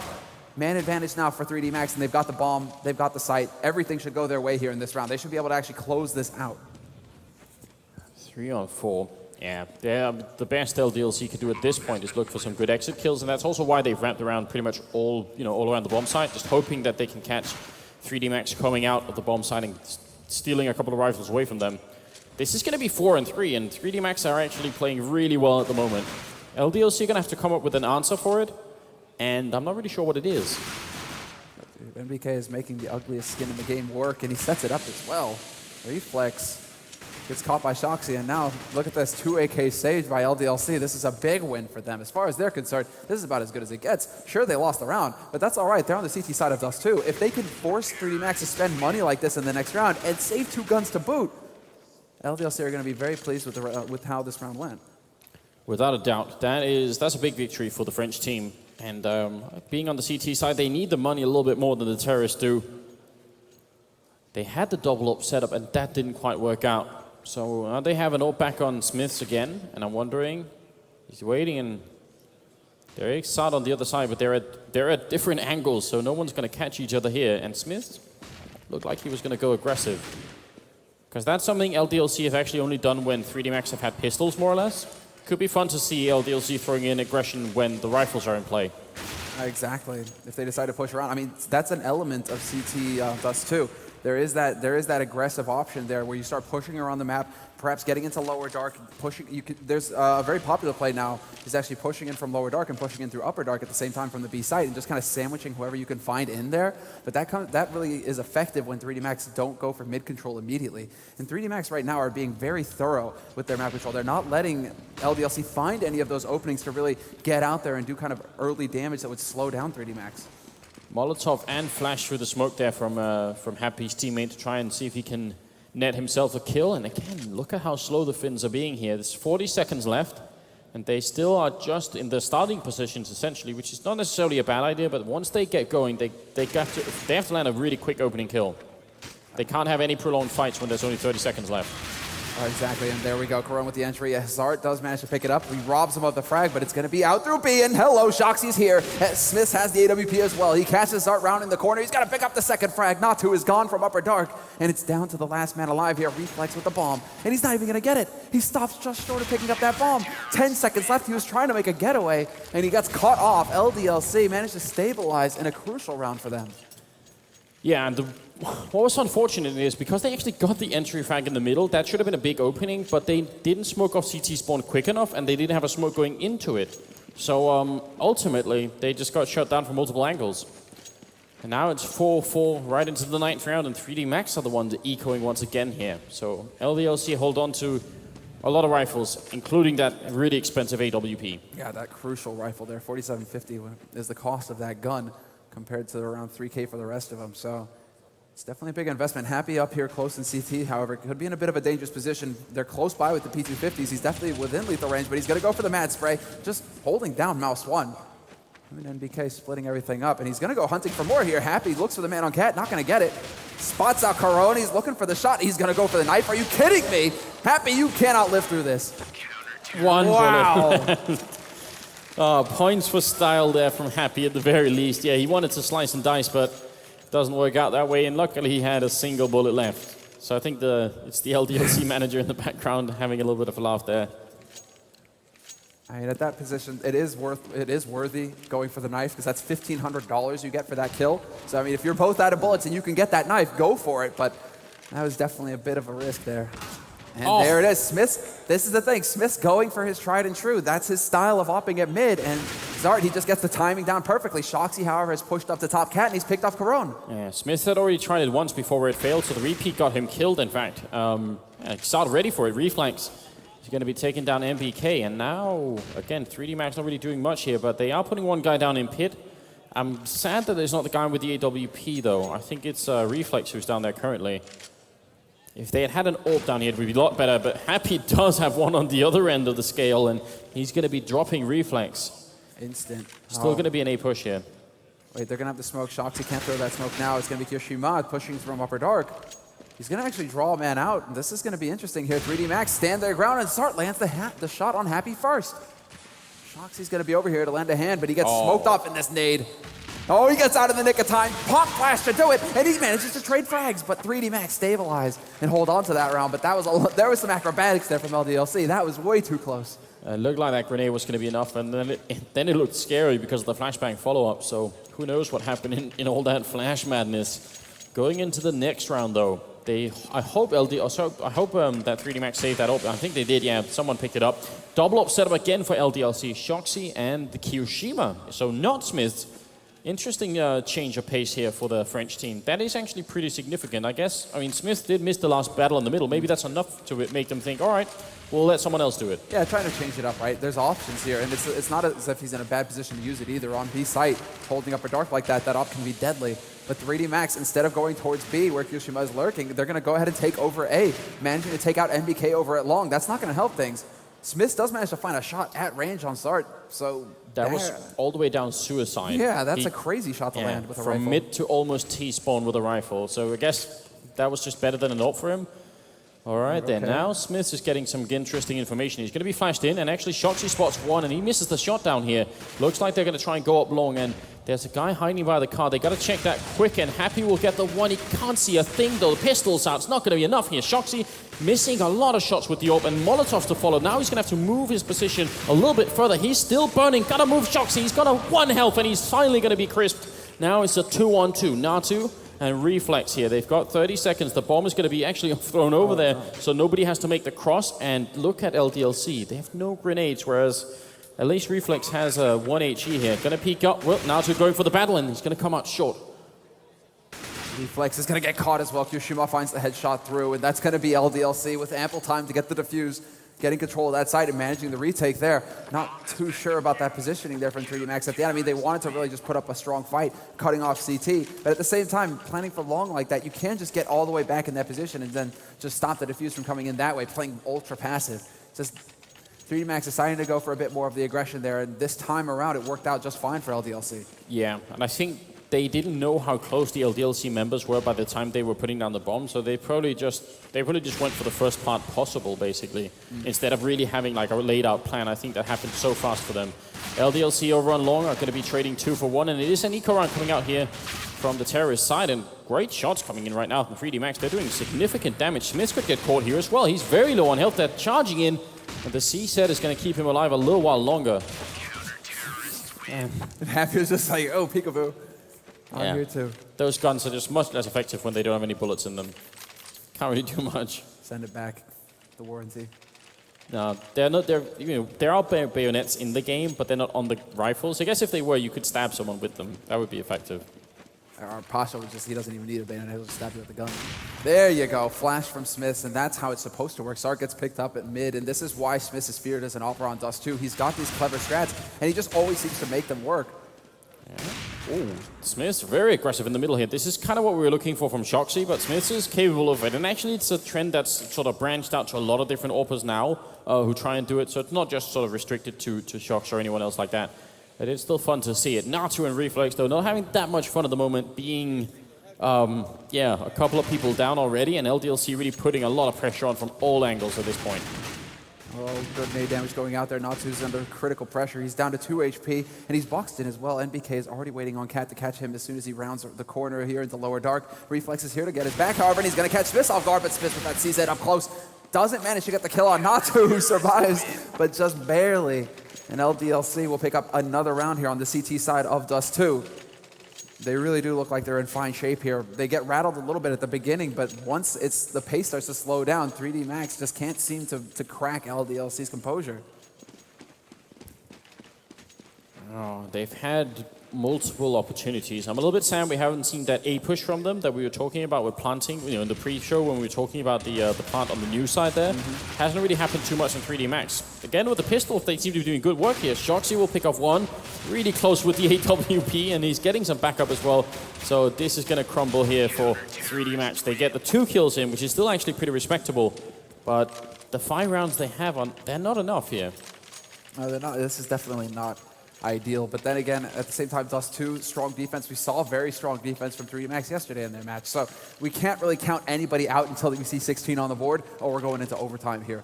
So 15th round of this half. 3D Max ecoed for this so that they would have the money. And Zard, he's waiting on the left side. Smith's repositioning himself. He's not going to land the shot. Instead, I think he just tagged Shoxy. Oh, so No, does okay. actually get the kill on him. So Shoxy with the aggressive move, and this time it backfires. MBK almost catching one, but he's being shot in the back, and Disturb will pick up that one kill there. Now Happy's up on shore, but this defense is, well, it's almost non-existent for LDLC. Yeah, this is where it starts to evaporate. And 3D Max, again, just slowing the pace. They want to gather up at this point, but you kind of do want to see them just drive it home, get the job done, get this half over, and swap over to the CT side. But they're playing this so very carefully. Great shot there by Start leading the way with that AWP on Cat. That's going to pick up Happy, and there's the final kill. Disturbed will secure it. 6 rounds now for 3D Max here at the end of the first half, and they're definitely going to have to be talking over exactly how they want to approach this CT side now that it's going to be on their turn to weather the storm here. LDLC, that's the one thing that we didn't really get to take a look at really is, how are LDLC going to approach their T side? Are they going to be the ultra aggression, or are they going to try and slow things down and really stick to that 1-3-1? Well, that's a good question. It's coming down to this round basically for 3D Max. If they could win it and make it all the way back to 9-9, there's still a chance because then they'll have the weaponry to go for that tight defense that you were talking about. But if they lose it, I think LDLC are going to finish this game a little bit quicker maybe than 3D Max were expecting. Yeah, no doubt.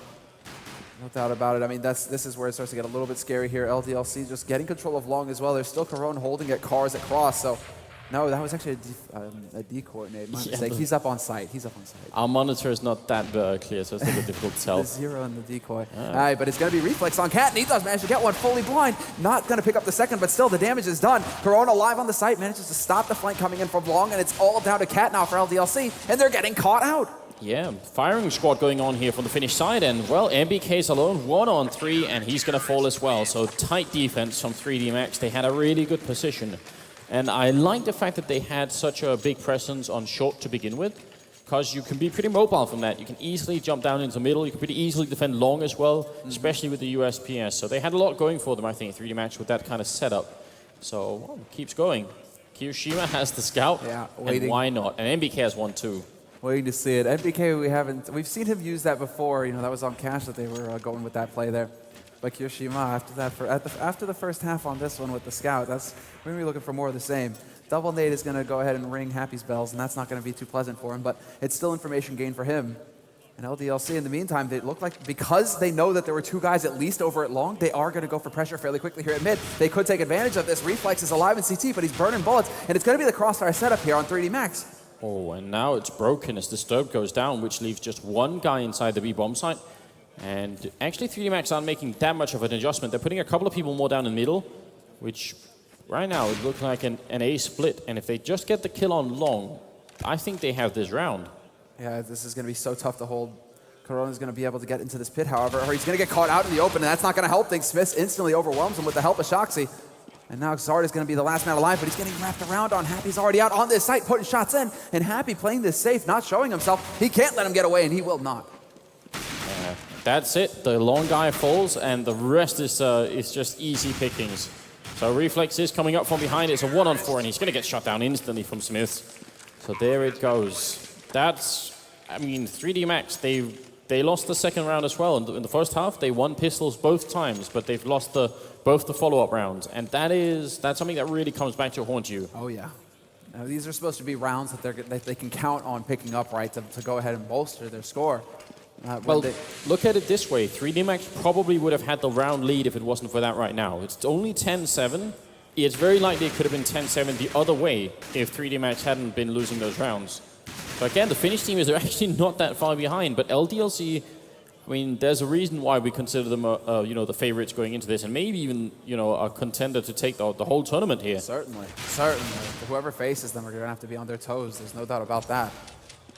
We're seeing why. I mean, they do manage to keep their composure in these sorts of situations, and they're making the right calls consistently here as to where they want to take this on the T side. They get information, and then instantly, I mean, they have 3 great minds on this team right now. I mean, Smith, Shoxy, Happy, these guys have a lot to do with it. NBK as well. Although he's not calling anymore for the team, that didn't last too long. He said that he couldn't get his thoughts across properly to the team, in the heat of fire. But so it's been passed over to Shoxy to call in game. But NBK still having a large part. I mean, there's so much experience on this team that it's very difficult for 3D Max to deal with here. And 3D Max, it looks like it's going to be another round of eco for them. Yeah, well, here comes pretty quick rush into the bomb site, and facing just pistols with an MP7. Shoxy is adding a little bit to his bank. It's not at all bad. And Smith's in the middle, also having a bit of a prolonged fight. Still, he going to the scout, and there's no reason why he wouldn't. It's working. It's a flawless round for LDLC to make it a 5-round difference here.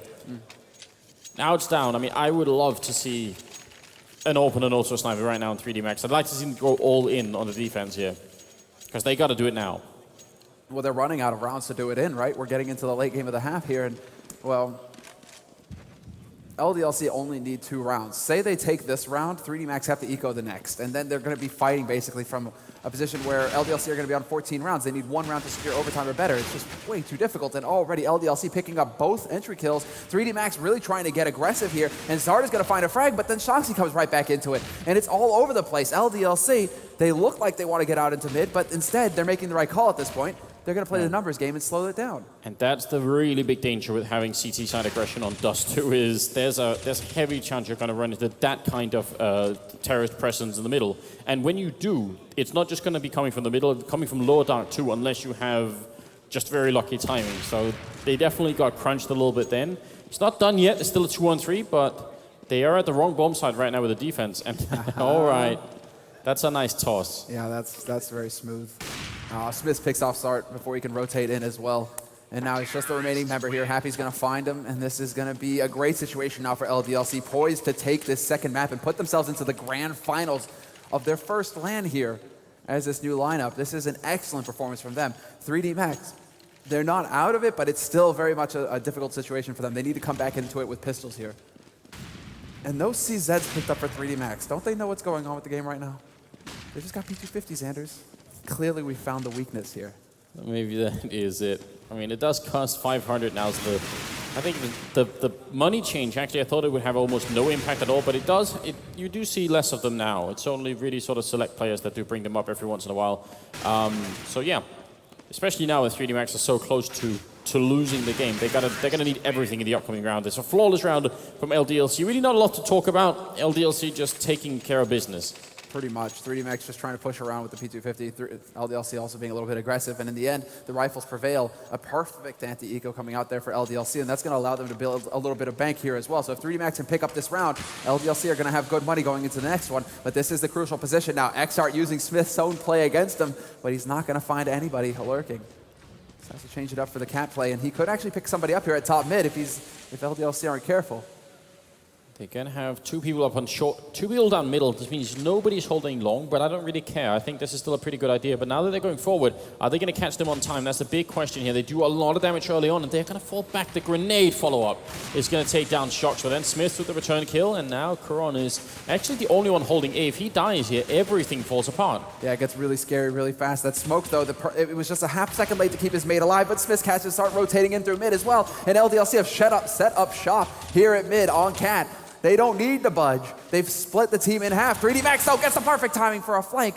But MBK will shut it down, and it's all down to Natu now. 1v2. Lands the first, gets the second. Low on bullets. He's got the USP, but he's not going to live. Happy chases him down on B slope. And 3D Max. It's a brave attempt from Natu there at the end. It looked like, I mean, yeah, again, a few more bullets, maybe you would have had that. That was it. M4A4. So just to reiterate, there are a couple of other ways they could have been holding over and short, especially with the AWP if they want to. One of the really popular positions amongst some oppers anyway is holding that ledge and then taking a quick peek if somebody drops by and then falling back into CT spawn if you miss it. But yeah, right now 3D Max are being really aggressive down the middle again, and this time they do catch off one and then a second one there from Disturbed. Very nicely done. Kiyoshima does get a return frag, but he's going to go down right afterwards. So well done from 3D Max, and now it's going to be NBK and Smith left. Oh yeah, and Smith's trying to take a shot down at range. 1v4, he's got the bomb, at least he's got that going for him, but still, map is all 3D Max's at this point. Wherever he goes, he's going to be running into him, and 3D Max are playing this very smart as well. They're going to just play the clock, make Smiths come to them. And Smiths, he doesn't really have too many options but to run in and try and just land a sick off shot. That's what it's going to come down to here, some miracle shots coming out from Smiths. Yeah, I mean, winning this round, 3D Max still need to win 7 in a row, because LDLC are at match and map point here. They just need one more round. It'd be one hell of a comeback from 3D Max if they can make this work. Gotta believe, man. Last night versus Dignitas. 3D Max, they're capable. Nice nade there. That's gonna ring Smiths. At this point, Smith, I mean, he's making a lot of noise, and 3D are hearing this, which is why we can see them closing in, and now he's been boxed in as well. So he needs to find the shots if he can, but he's not getting any luck with that. 20 seconds left. Flash there as well. He knows somebody's up on cap behind him, and now the smoke to go down as if taunting him. They're just toying with him at this point, 3D. If they could keep Smith alive past the clock, that would be funny, but they're going to get caught in the end. They did still act kind of scared, like they were really worried he was gonna go insane just then, but they had it under control. No that doubt. guy's on the other team. Yeah, you're right, Maniac. Kenny is what I'm thinking. I mean, it's still possible. I mean, Smith has his moments. He's more of the hold angles and just as soon as you go by, I'm going to shoot you in the face sort of offer. Though he's not nearly as explosive as say Kenny or Guardian. 15-8 right now. This is the second map right here, the second half too. The Frenchmen moving kind of aggressively up short. This is a change up for them because they've been just holding mid for a long time, and that flashbang almost takes care of Ixad. He's going to be careful here. A few more bullets and he's gone, and he's going to have to play defensively, but the problem is, who's going to take over holding the A bomb site right now? Nobody is. So they got 3 people down on long, and they're going to lose control of A. And because of this new position, and we finally do see it here, LDLC don't have to care at all about what happens on long. They can just hold it here. The one thing that's working is that they do have a smoke and a Molotov on 3D. So if they want to retake it and force them out of short, maybe that can work. But this is really hard. This is really tough. This is incredibly difficult. And look at MBK's positioning as well. He's going to be able to pick them up as they try and go up CT slope. That smoke is actually helping disturb somewhat. He's landing shots, but MBK is there going to pick him off. It's going to be Caron now, who's getting 2 kills, or just the 1, but still manages to clear up the site. It's a 1v2. He goes for the smoke, and he's going to be holding on it. And LDLC, are they in position to stop it? They're going to miss! 3D. Wonderful. The knife comes through, but it's too late. Great smoke, and that's what we were talking about. Having those grenades at the end to defuse like that, it makes such a big difference. And that's a very impressive retake from 3D. That was a 1 in 1,000, I think. That's everything going right. Look at this. LDLC, this plant completely worked against them in the end. And you almost wonder, was he swinging his knife? Because we weren't seeing what MBK was doing there, but was he swinging his knife trying to get lucky with it? I think he was trying to knife. It's almost a get right on train moment, right? Yeah, right. Grenade down low is going to take care of Disturbed, unfortunately. So it's still a 3-on-3 here. 3D, they need more. They need a lot more. 6 rounds in a row is what they're looking for. And LDLC were able to buy this round, maybe helped by that bomb plant. So it isn't quite over yet. The one thing that last round that... Oh, wait a minute. Caron instantly realizes someone might be lower, actually. That's, again, some nice game sense. Yeah, the timing. LDLC weren't really focusing on holding short. So that also meant that plant, they didn't get the full effect of it, essentially. They weren't really trying to stop it, you're right. They were kind of like wishy-washy, moving in. MBK having to come up from slope, right, CT slope, and that's... I mean, it's a bit awkward. He still managed to pick up 2 kills there, MBK, but the rest of the team kind of couldn't quite handle the push that was coming in, and Zard is going to find Kirishima trying to push through.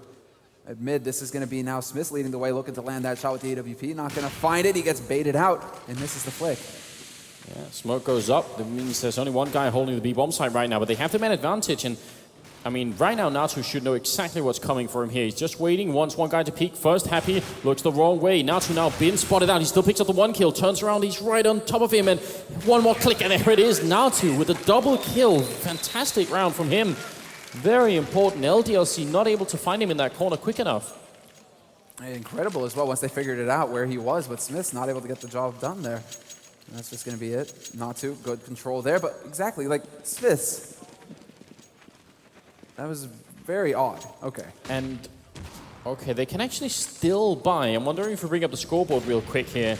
So now, yeah, LDLC are starting to run low. They have a pretty big bank on MBK considering the situation. But if 3D starts to force eco rounds on LDLC, the game does change a little bit for the Finnish team. Yeah, this is where it starts to get pretty scary. And there's Caron managing to pick up Shoxy already. Good push, and this is the thing. 3D love to play aggressively on short. Just get up there and poke and peek. And this time around, it does work for them. They come out of it ahead and do massive damage to 2 of the members on LDLC as well. MBK and Smith drop dangerously low here. So this is where LDLC starts to get a little bit worried, I think. 3D there's closing in.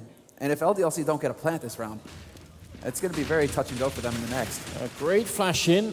Caron somehow hasn't picked up the kill, but look at how low MBK and Smiths are. And Reflex is there to help him out. Again, they have a good setup here.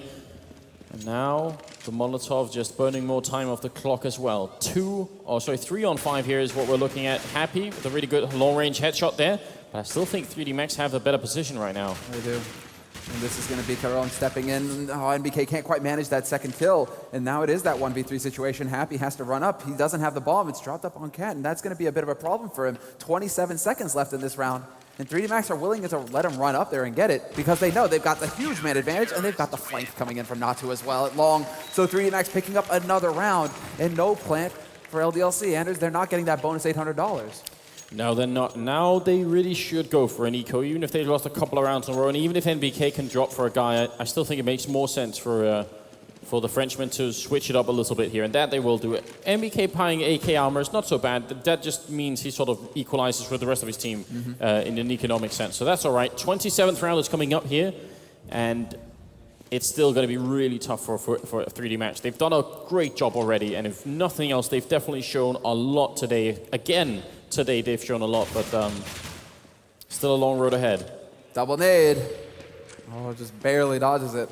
All right, scary bit of moment there for LDLC. They had an opportunity to start off strong, but it's going to pass them by the wayside. And now LDLC are trying to gather up. It seems like maybe looking like a B split push here. I mean, the bomb is making its way into Upper Dark right now. Happy trying to get information if anybody's holding that angle on B slope. And it's going to be Zart through the wall, picks up Smiths. That's a nice wall bang there with that AWP. As soon as this smoke clears up, though, they have a smoke as well as a flash. Shoxy could be setting up for the play here for his mates. Natu in a really good position here. Probably going to be almost a free kill as they come in first. And then the question is, well, backup is close by already. So yeah, 3D Max is still in a great position here. There's the first kill. And actually MBK with a really good return. But the Molotov here is going to keep them from running through. And Disturb just taking full advantage. So 15 to 12 is what we're looking at here. Happy in this 1-on-4 with 25 seconds left.